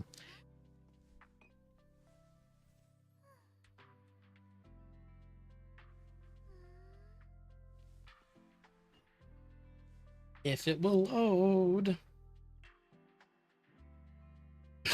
Where's M4? Is she okay? Is she all right? Is she safe? None of those. So so let me kind of walk it back and explain the ending for GFL1, because in GFL2 they refer to the Frankfurt event so much that I actually gonna like tear my hair out, because they never explain it, and I think the reason they never explain it is because they wanted wiggle room on the narrative so that they could finish writing the ending again.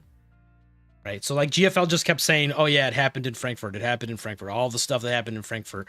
But they never actually said that, because I think they were still kind of writing it in GFL1. They're like, I don't know, we'll figure it out later. So the ending happens in GFL1. So for Convolution Kernel, it ends with big showdown with Paradeus. Commander decides he's going to go all in and kill him because there's like political maneuvering by... It's fun. I can actually refer to some of these characters now because they actually exist in GFL2. But Griffin, the guy behind Griffin and Kruger, or one of them, he tries to set up... He's setting up all the pieces on the board to combine the nations into the United Rossitaria National Coalition, the URNC. And as part of that, he needs to kind of like... He's using the events of Frankfurt, which... Oh man, maybe I should step back a second. So what happens in Frankfurt is General Carter gets out of prison magically again. And General Carter is a neo-Soviet, and he is not happy that there's like... They're essentially trying to establish a new world order under this URNC. And so he tries to stage a coup in Russia against the other Soviets.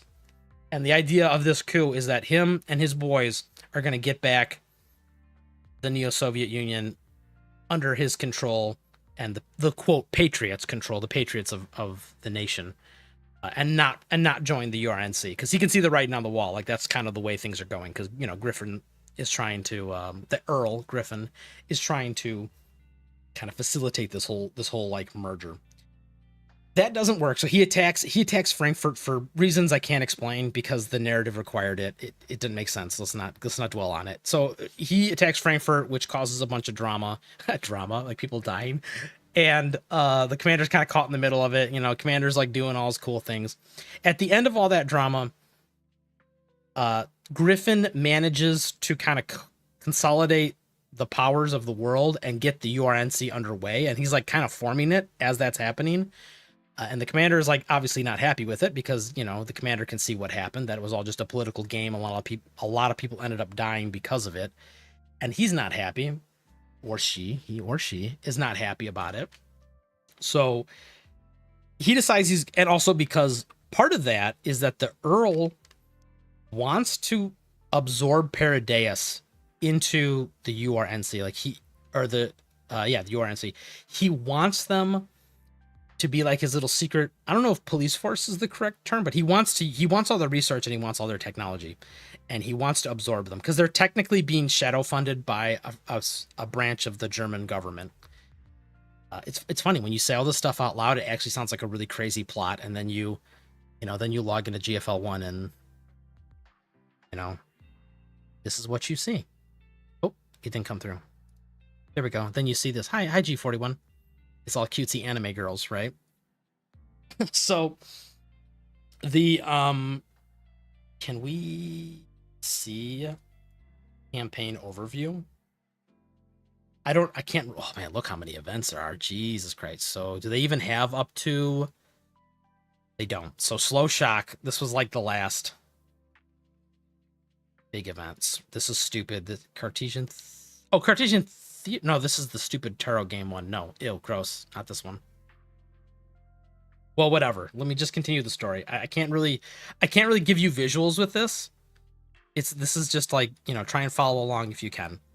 So Griffin wants to absorb he wants to absorb Paradeus into the URNC. Obviously, the commander's not cool about that, because the commander knows about all the crazy nonsense that Paradeus does, including all the events that happen in Slow Shock here. Because in Slow Shock, he sees all the nonsense that goes on. They try and there's a lot of weird stuff that happens in this event. It gets messed up. Nightmare mode, bro. Did I not? It's like I cleared all this. So he knows that Paradeus is messed up. He don't like it. So now they're diametrically opposed to each other. So now the commander takes it upon himself, him or herself, to finish up what they started and just kill William, who's the guy in charge of Paradeus, and dismantle Paradeus by his own hands. Well, that doesn't work too well, because the plot gets really, I'm not even going to try and explain it, to be honest, because the plot just gets so weird. This was a cool idea. This is Angie. It just veers off the tracks. But long story short, it don't work. And what happens is the original ending, which was written, which is not on here, but it comes right after some of these.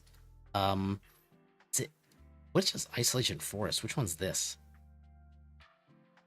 God, I don't even remember some of these events.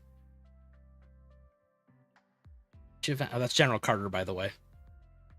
I don't even remember which. I forgot which one this is. I really did.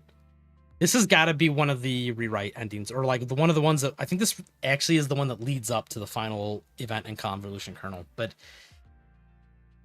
the commander is resistant against Paradeus. He's going to go kill William. That doesn't work. It ends with the really stupid ending where what happens is the commander goes rogue, essentially. Griffin says, no, don't do that. I'm taking control of the situation, and Paradeus is joining me under my protection. Commander says, fuck you, I'm going to go kill him anyway. That's what triggers the, oh god, these names, the Nidhogg protocol. This is like the kill switch that once again has never been mentioned at all up until this point.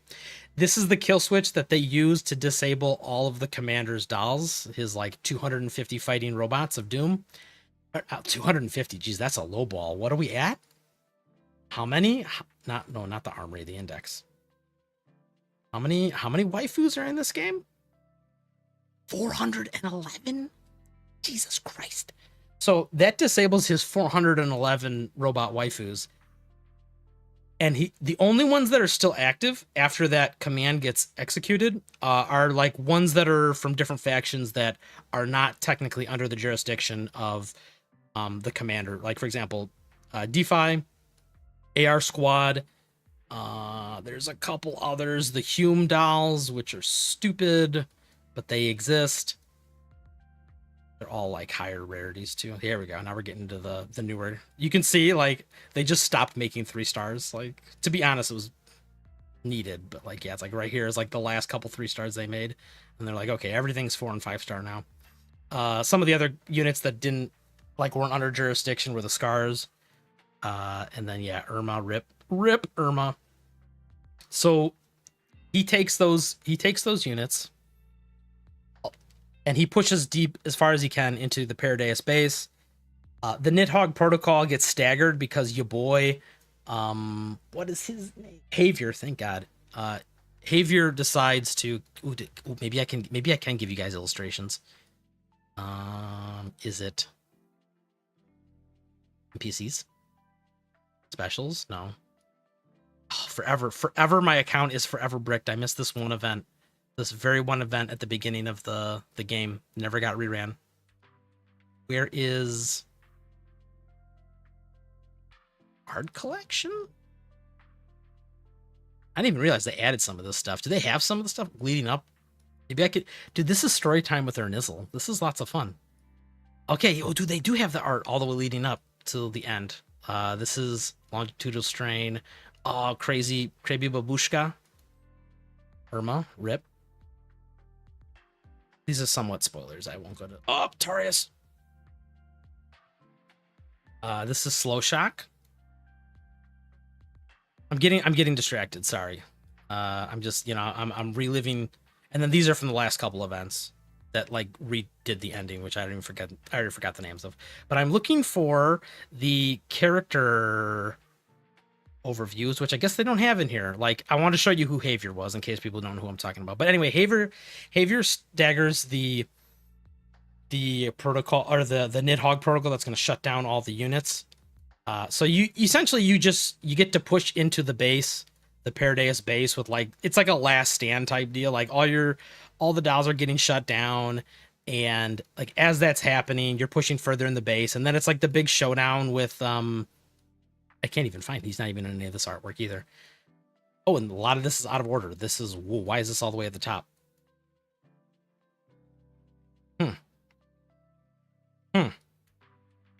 Anyway, then they finally get to M4A1, who is mental mind merged at this point with the rest of the Lunasia hive mind. I don't even know what you call it, to be honest. It gets really weird. And she's like, quote, the final boss, where the commander meets her, and this is kind of how the first game ends originally with Convolution Kernel. He meets M4A1. She gives like some really cryptic nonsense, and they talk about the world lines with Nirvana, which does get explored in GFL2 now. We talk about Nirvana. She's like, oh no, you can't kill William, or you can't do it right now, because she doesn't explain. She just says you can't do it. Once again, this is all written in a very cryptic way. Like, this was kind of one of my complaints, and probably a lot of people's complaints, was like the entire last final climactic scene where they're talking is just a lot of jibber jabber with like flowery words that didn't really explain what the hell was going on. And so she essentially says, you can't kill him. Come with me. We're going to do some other shit, I guess. And then they walk away. They walk away from the scene, like, you know, the scene like fades to black, and then it goes to the quote ending, where it's just like, you know, the commander like dies in a tank explosion while suiciding into the white zone with Dandelion, and Dandelion's body's recovered, even though and now that I think about it, I don't even remember how Dandelion enters this whole situation.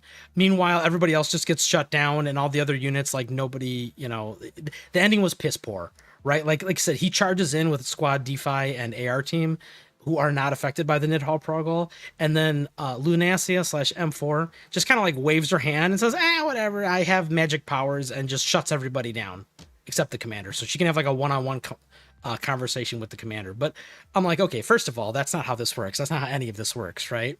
Like, you can't, like, there's like the idea that they just introduced a character that can just like literally hand wave and shut down everybody is just like, that, sure, I guess, like, just take over the world at that point. But you know, so the ending kind of sucks, right? And people were not happy with it. So they rewrote it and branched it off into 3 different endings, which were the 3 events that have been going on for the last year. Because if you guys have been watching my streams for a while, I think about a year ago, I'm like, oh yeah, this is the final event, Convolution Kernel. Well, it wasn't the final event. They had to kind of like patch it up. And I'm trying to find some artwork from the other ones.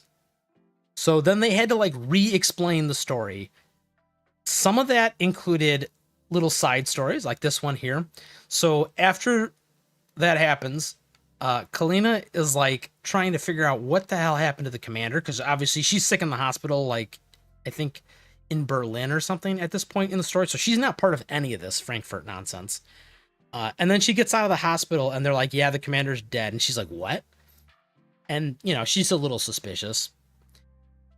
She tries to go find him. She finds the tank that he, quote, exploded in. You know, once again, suspicious, very suspicious. She finds out he's not dead. This was a really weird event too, because this whole event was like she's trying to track him down, and then she finds him, and he's hiding out in like a bunker sewer, and then it turns into like one of those like, haha, it was a trap all along, where the commander, they being like Griffin and Kruger, or like Griffin slash the RNC, kind of used Kalina to find the commander to get access to him so that they could surround him and capture him, right? Like, that's kind of, and then he goes willingly, right? And then he's like, oh, I give up, like, you know, this was part of the plan or some shit like that. I don't know, kind of a stupid ending. But anyway, she meets up with Squad 404 at the end of it, and M16, and then I don't know, they fuck off into nowhere. Then we get part 2 of this event, where it happens like a second time. She gets all the team together. To be honest, now I'm thinking about it, I don't even remember what happened this event. So let's fast forward to the final event that just aired, the quantum fluctuation, and we're gonna try and like summarize how this now leads into GFL2. Because if you've been following along right now, you realize a lot of things still have not been covered. Like, how did the commander get the Elmo? What happened to everyone and that stupid agreement that they bring up every 15 minutes in GFL2? How is Dandelion still alive if she blew up in a tank? You know, a lot of these questions are probably surfacing in your mind right now, and a lot of it don't make no sense. Also, who the fuck is Lunastia, right? I know all you GFL2 only players are like, who the fuck is that? So this final event rewrites it again. And at first, when I first started doing the event, I'm like, this is stupid. This event is garbage, because they started doing this, my pet peeve of like the world lines. They started going down the like fake ending route and then backtracking. So like the very first scene is the commander essentially going ballistic and going to kill William, except he doesn't. He fails horribly. Him and he gets like everybody, and these endings are like written in a way that like they're supposed to be like soul crushing and painful. Like one of the endings, Ro gets like mutilated and killed. Voimastina just gets like dismantled piece by piece as she fights like a million people. Like she literally tries to like 1v50. Another ending, cover your ears if you don't want to hear some of these sad things. Like another one of the endings, like UMP 45 gets her head cut off and then her chest stabbed, so that she's like dead, because you're, you know, the neural cloud cores are in their chests. So, you know, like she like dies because remember she doesn't do backups because she wants to keep her body together because of UMP 40. So like they start exploring all these like horrible alternate endings where, you know, everybody dies and nobody has a happy ending. And then they walk it back, right? It's weird because it's also done in a way that like Dandelion is narrating the event.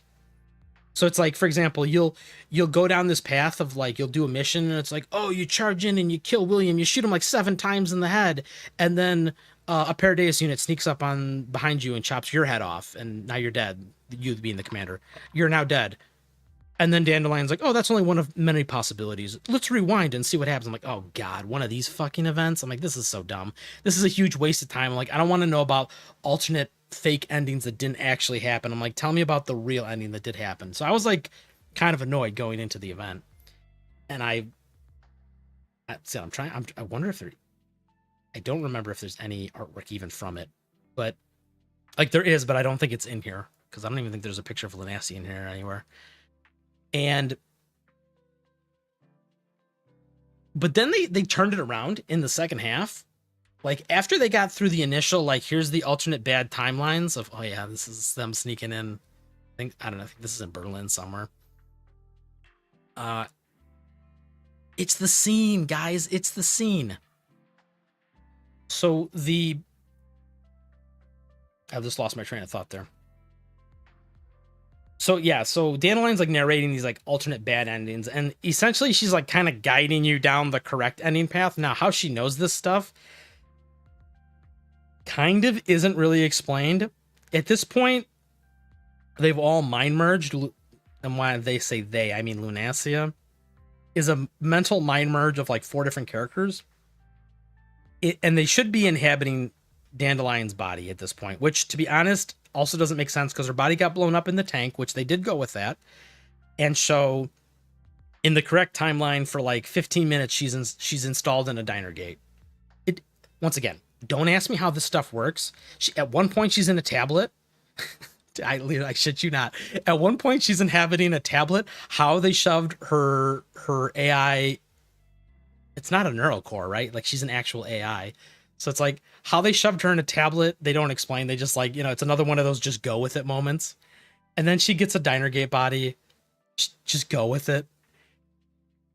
And so she's like narrating you through these like bad events. And she kind of guides you down the correct path, which is, once again, she knows the correct path because she has essentially merged with M4 and she knows what happens in Nirvana. So she knows the alternate timelines and she knows the correct one. So she like guides you down that. And you get to the real ending, which essentially goes along the ways of like kind of what they wanted to happen, which was you hunt down William finally. You do manage to kill him, which in theory should break up all of Paradeus. And there's an alternate ending where Paradeus doesn't die. But you take care of that alternate ending too, because you have Kalina and a bunch of other squads like from your remaining like forces that are not shut down. You have them go and like blow up all the Paradeus bases in Frankfurt because that's like their last operating stronghold. You have them blow up all their bases and factories in Frankfurt while you go and kill William. So it's like a we're gonna shut this down completely, right? No one's getting out. There's gonna be no one's slipping through the cracks. We're gonna, you know, kill them all. Cool. That's how it goes down. In the final fight, they actually did something really cool, which I thought was interesting, where you meet Lunacia again, right? She did that whole, oh my God, I don't know if you guys can hear that. There's some crazy ass motherfuckers driving around. They rewrote the ending so that the first time, remember I was saying it in Convolution Kernel, Lunacia just gives you this like really awkward, like, oh yeah, just I'll tell you what to do. And then she just pieces out and disappears after shutting everyone down. Well, you meet her again, only this time she's like on William's side, but like not really because he like reprogrammed her again. Once again, these things don't get explained, just go with them. But it's cool because this version of Lunacia, which is the one that William resurrected, has another mental mind merge with Dandelion and M4, like the actual M4 consciousness, and Alyssa, and I'm forgetting one. There's one more in there. There's one more mind that's all merged together, but they merge it all together. Dandelion takes control of the body because she essentially convinces Lunacia as like, bro, this William guy, he's kind of a shitter, and you should like peace out like right now because he's also kind of crazy, and you're helping him to go crazy. So like I said, this is so metal. This is back when GFL1 was serious. Now it's all waifus and cutie pies. So, wraps up. William dies. You shoot him in the head like 10, 20 times. There's actually like a really interesting cutscene where they like make you press the button to shoot him. Paradeus is totally destroyed. Once again, I'm just telling you how it works at the end of GFL1. We all know that these things are kind of lies. Otherwise GFL2 wouldn't exist. Paradeus is, as far as they're concerned, destroyed. Kalina is okay, and she's not with you at the time this all goes down. Dandelion's okay. She gets Lunacia's body. Or, just once again, just go with it. Just go with it. She takes over the body, and like now this is kind of like the Dandelion body here, the top middle.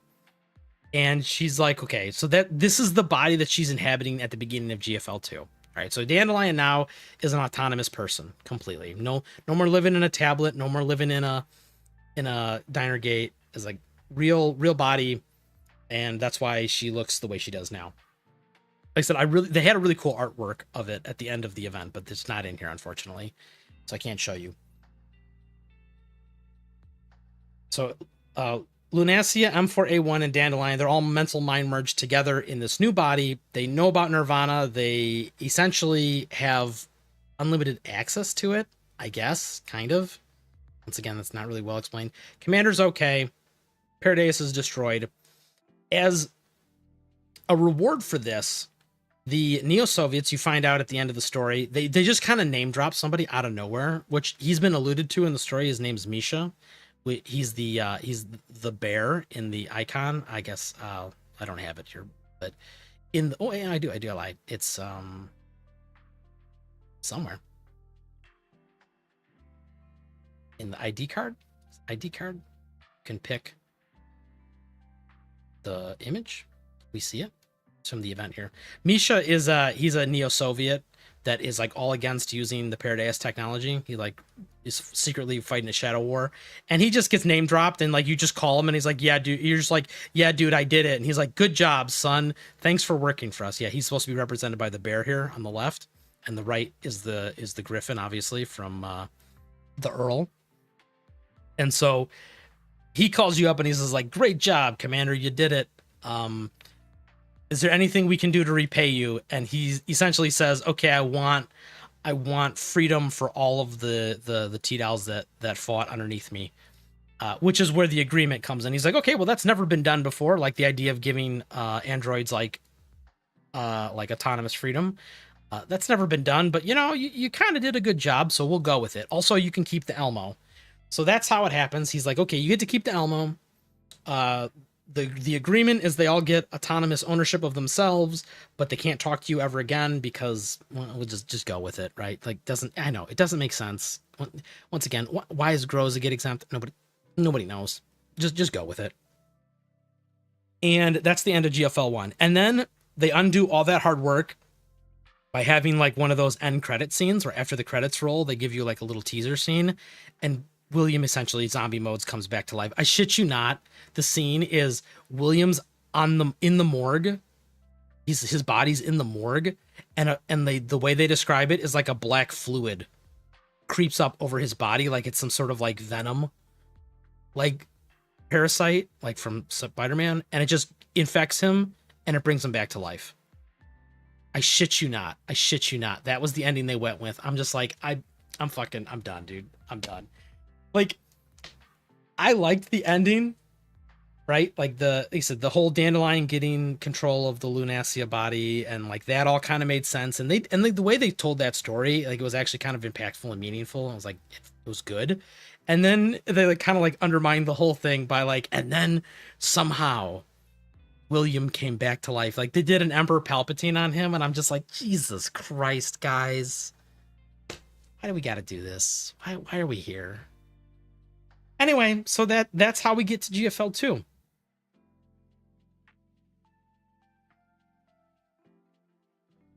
So yeah, that's how you get to Elmo. That's like part of the severance package. Yeah, somehow William returned. I know. Didn't Corpusant event? Sorry, I'm just getting to chat right now. Because I had to like focus while I rambled there because there was a dude. Like I said, the story in GFL1 gets convoluted and kind of not in a good way. Like they could have cut a lot of it out. But didn't Corpusant event bring back the magic from when under Orphalune went into Nirvana and got erased ReZero gluttony style? Kind of. Yes, so that's the point, Loco Coco. Like when in that scene in Corpusant, when Orphalune and Chilioveg go to Nirvana and they're like outside the gate and it won't open, the person that greets them there that they never mentioned by name, which to be honest, why are they trying to hide this? It's so fucking obvious. That's supposed to be M4A1's consciousness, right? Or Lunacia at this point. That's supposed to be her consciousness that's like gatekeeping Nirvana, right? Because she was the one that went into the starfish to actually access Nirvana in the first place. So the fact that they're like being coy about like name dropping her is just baffling to me. And you kind of know that as well because at the very beginning of GFL2, I want to say it's the beginning of one of the events, or maybe it's just the beginning of the game. You hear Dandelion and M4A1 having a conversation in the dark. And maybe this is a Phelion, actually. One of the events, they start the event off where Dandelion is talking to somebody like in her mind, and I think it's supposed to be M4A1, right? Like that's who she's talking to back and forth about, like, you know, helping. I don't know. I think it's about helping the commander or some shit like that, or you know how he's resurfaced and he's a player on the chessboard now. So yes, they do, because once again we find out obviously Paradeus is not dead, and they're still trying to get to Nirvana and do all the goofy shit they're doing. And the Orphalune thing is weird, but yes, they touch on it a little bit. That Orphalune was like one of those alternate timelines that they had to revert, right? And that's why she gets sucked into Nirvana.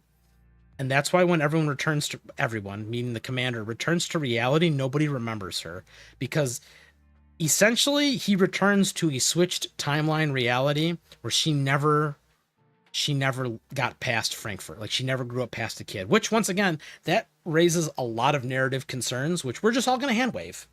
Cause like I've explained this in a previous stream. We talked about it. It's like, yeah, it starts to get weird. Cause it's like, okay, then who did all her research? You know, who did all the things that required to happen in the timeline to get to where we're at, you know, as far as like the Corpusant event, not even talking about like, you know, other weird things that offshoot. I'm just talking about the main Corpusant story. So, but whatever, nobody remembers her. And that's who she's talking to in Nirvana is, they bring back the magic. So yes, and I'm pretty sure this is not the last time that they're going to be going into and talking about Nirvana. Can we actually, is there any, no, I guess I'm trying to think if there's a artwork from the Nirvana starfish in here, and I'm pretty sure there's not, but I have a feeling we're gonna revisit that several more times before the series ends. I'll just click through some of these. Oh, the PTSD. I'll just click through some of these while we talk.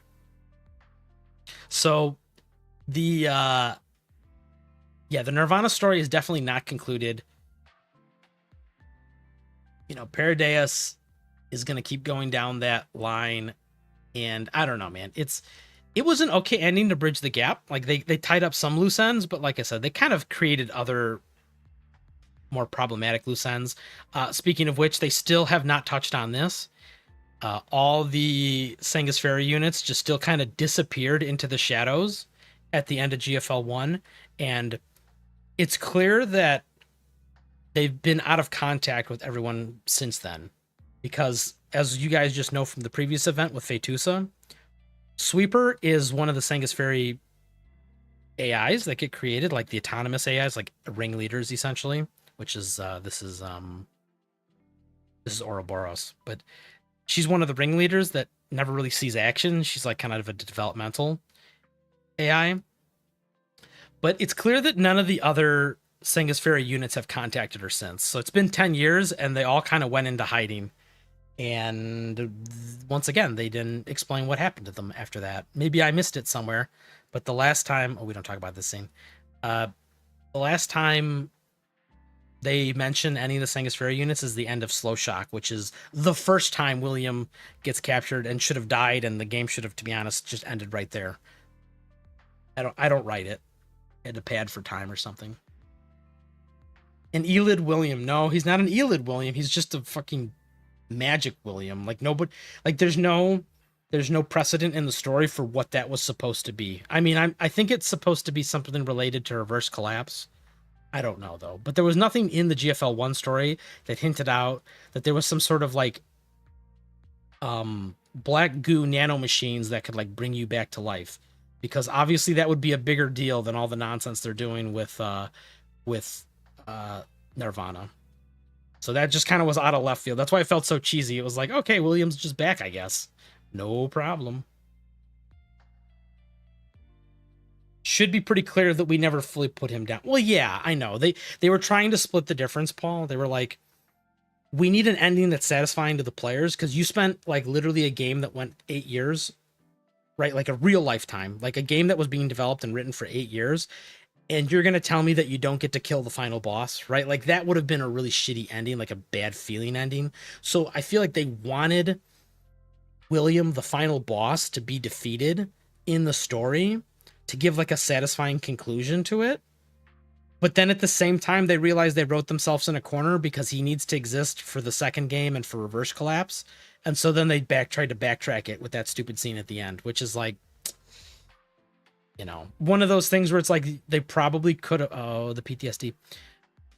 You probably could have just never had that scene and just let people question how the hell he came back. Like that actually probably would have been a more interesting story.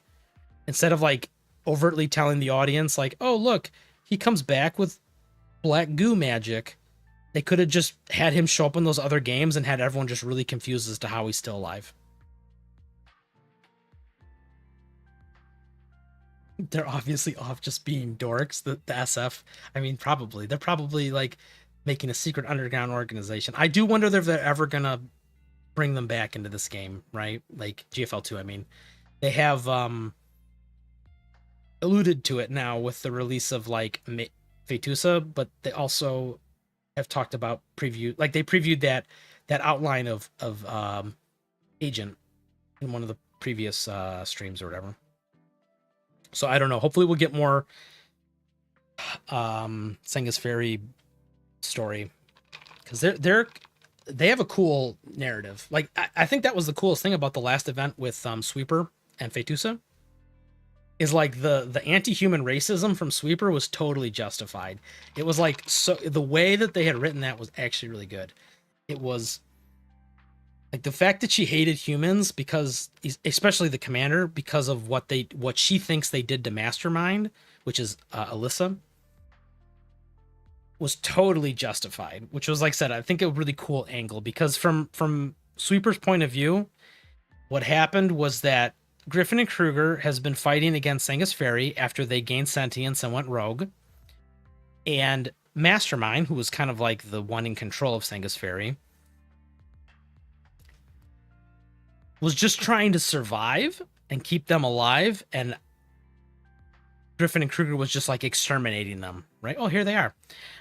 You know, Griffin and Kruger was essentially leading an extermination campaign against Sangus Ferry. So it was kind of like justified that she hated the commander and that she hates humans in general, because to be fair, her entire like sentient life as a ringleader AI has been like get hunted by humans and have to fight against humans. It's like the reverse Terminator timeline, right? For her at least. So it's like I could get why she's a little on edge because of it.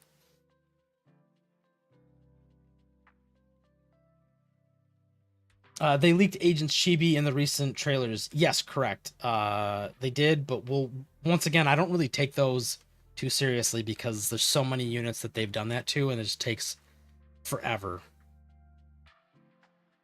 Yo, what up, Chada? You did not miss much. You only missed everything. Yeah, I'm sorry, dude. You actually did miss literally everything. We did gambling. We did GFL2 CN previews. We're now doing GFL1 wrap up. We're doing story time with our Nizzle, and we're talking about the ending to GFL1's wrap up. Um, I guess this is the part where you guys get to ask me and I get to lore dump on you, even though I'm not really that good at doing lore dumps. This takes me back. This was God, which event was this? Isomer? I think this was Isomer. Jesus Christ. This is the body that Dandelion steals from this character, Nimogen.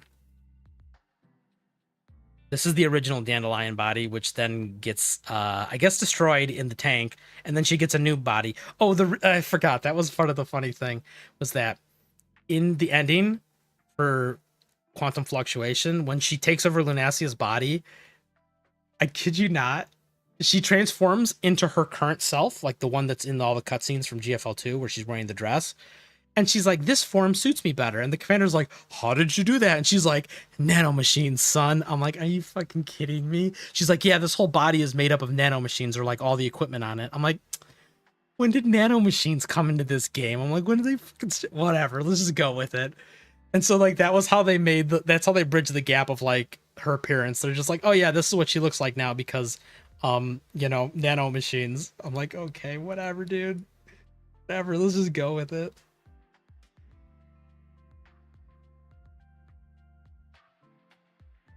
I hope we get more lore with Sangus Fairy. Yeah, I hope so too. Like I said, there's a lot of loose ends they still didn't tie up now that I think about it. Like I said, Sangus Fairy, right here.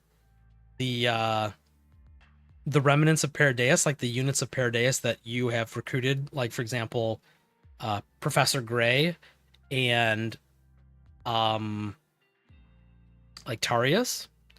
Oh man, that's a spicy topic now I think about it, because there's no freaking way. So at the end of GFL1, when they decide Misha is gonna secure the agreement, or just he's gonna secure the agreement for all of the T-Dolls to have independence. There's no way that extends to like SF, and there's no way it extends to ex Paradeus units like Gray, Professor Gray. Like, ain't no way, homie. Ain't no way that they're letting her out without being on a leash.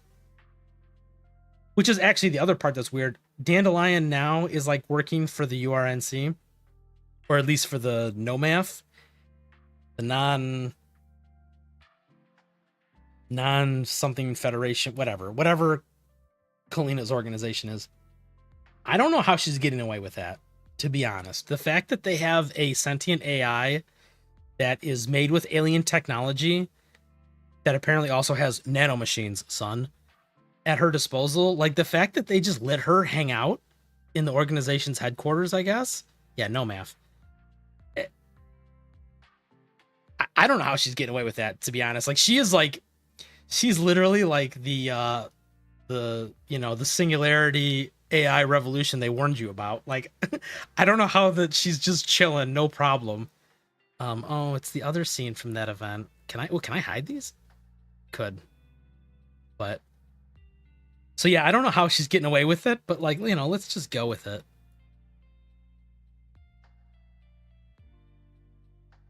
Oh, this is a cool scene too. Back when DeFi was 4 members and not 3. Oh, the glorious Cerberus. Yes, dude. The Chad Cerberus. This is the pre-Flareberus days. Anyway, I think we're done going down the GFL1 memory timeline. I'm gonna keep going through some of these. This is some good artworks, even though a lot of them are PTSD and triggering, like this one and this one. Maybe we shouldn't go through these. I mean, these are all technically spoilers, which I'm sure you guys have figured out by now, but let's be honest, if you wanted to know the story of the game, you had your chance. And to be honest, get ready for a novel. Like I said, this game was being made for 10 years, 8 years, whatever it was. You guys have a lot of reading to do. If you want to read through all of GFL1 story, you got a lot of reading to do. and a lot of it can be skipped, to be honest. Oh, look at this. It's from the event. We just did this. If she can make nanomachines, how can they be sure Dandy is hanging out at their headquarters? Dude, nobody freaking knows, man. That's what I'm saying. Like, they try and like patch up some of the endings only to create more problems with the endings. I don't know. I'm with you, Loco. It don't make no sense to me. Collapse bomb. Let's go. Collapse bomb. Oh, that's it. That's Alicia. That's the leader of Sega's Ferry. And she is again. There's M16A1, another character which is in limbo. I have no idea what they're doing with her. Right? Like, AR team still exists. Robella, Satma, they're still around. I don't know what happened to M16. At the end of GFL1 story, she disappears. She helps the commander break in the final showdown with, Dandelion / Lunastia. But then he's like, hey, I need you to go take care of stuff. I think she, M16 might actually go help Kalina blow up all the other factories. So, but once again, they don't really explain what happens to her because she's not under the agreement's authorization because she's like semi-independent. She's like another weird one. She's like working for the Neo-Soviets on like a per contract basis. I don't know. It's weird. Let's not think about it. It hurts my head to think about it. We saw these ones already. It was Dandelion's original body, or third body, second body. I don't remember. It gets confusing. This was probably one of the best events they ever did, though. Shattered Connection. This was one of my top tier events. This is the one where Dandelion actually gains consciousness and like becomes. There she is over there. This is like right before the mental mind merge of all the isomers into Dandelion. So this was a really cool event. Oh, get shot. Get shot in a nightmare. This is a nightmare. This isn't even real. This is a flashback. This is cool. I don't know if they did talk about this in the last event from Vetusa. This is Lycos, I believe his name is. He is the scientist that creates Sangus Ferry, and he's like, his whole idea is he's gonna make a whole faction of goth robots that are all essentially going to mind develop on their own, which is like AR team was like Persica's attempt at that, and Lycos was going to make Sangus Ferry, but then obviously he gets killed in some corrupt nonsense, and then Sangus Ferry breaks free and goes crazy before they can like develop and be normal. And so then like this kind of stuff happens. Dude, this is such a metal background. So metal, bro. I wonder if we'll ever find out what happened to them. This is just so many questions. But I think we've been streaming now for 2.5 hours. I think story time for GFL1 is over. We can all officially move on now to GFL2 story. There is nothing more to cover in GFL1 that is not already explored in GFL2. Uh-oh. She said the line. So yeah, it's all bright futures forward. I know a little bit of like what's going on the CN side as far as the story in GFL2. I want to get to it and see it for myself. I don't want to try and read translations. I want to see the official translations. So, we'll have to get there. But I kind of know where we're going, and a lot of this stuff is becoming relevant again. That's kind of one of the reasons I want to cover all this, is because a lot of this this Sangus Ferry or not Sangus Ferry, Paradeus, a lot of this Paradeus stuff is relevant, like the Nirvana stuff. We will be visiting these ideas again in the near future. I forgot how sick a lot of these artworks were. They're very metal. Like I said, you could show someone all the artworks for this game, and you would think, she's gonna get shanked. You would think that this game is not a waifu collector and a Gunner bait, franchise. Like like I said, you look at this stuff. There's nothing good or bait about any of this. There's no. This is all like very serious. Oh well, maybe this one's not so serious, but well, I think we're done here for tonight. I know I've said that 3 times now, but for real, we're done. And I might do a stream this upcoming either Sunday or Thursday for the guns. I think I might do Thursday. We'll see. Just check the channel. I'll post it a couple days in advance. We're gonna do a Gunsmoke stream just because we didn't do one before. There's nothing too interesting going on in Gunsmoke, but it's a fun thing to do, and I want to kind of test out some of the new units with Basti. We'll probably do some corrosion team nonsense and play around with some of the team building. There's not a whole ton of team building that's changed, but I wanna just have an excuse to play the game and stream with you guys. Maybe we'll have some more previews for Phelan after that. So let me hide this. We'll go back to the game that we normally play. That'll probably be our last time revisiting GFL1. So a moment of silence. I'll pour one out for my homies. But we're all gears forward. I will finish building Basti between now and whenever we stream next. We will cover. I think we might even cover the event here. I'll give you. I don't want to do spoilers, and I didn't want to do it today because I'm like, man, if I do this, I'm gonna want to talk about it. But maybe by next stream we'll talk about it because I think waiting till the last day of the last stream, I think that might be. Because, like, for example, I didn't want to talk about the Fetuse event until the end, but now I've already forgotten all the stuff that happened in the Helen half of the event. So maybe in the future we'll just have to like have a nice happy medium of about halfway through the event. We'll talk about it. Well, guys, thank you all. Oh my God, thank you. You reminded me. We got to change the background. I don't know why it auto-translated your message from Basti menu to is less enough. That was what YouTube auto-translated your message at Shadow. I'm like, what the hell did he say to me? But yes, thank you for reminding me. We have a new background here. Like I said, check the channel. If not, make sure if you have any questions about builds or stuff, make sure you check out dandygate.net, your one unofficial source for all GFL2 related info, written by your boy Paul, not me. If there's something wrong on that website, it ain't my fault. Don't blame me. It's Paul's fault. So I'll get you guys next time. Y'all have a great one. I hope if anyone who hasn't gambled yet, I hope you all have great luck gambling.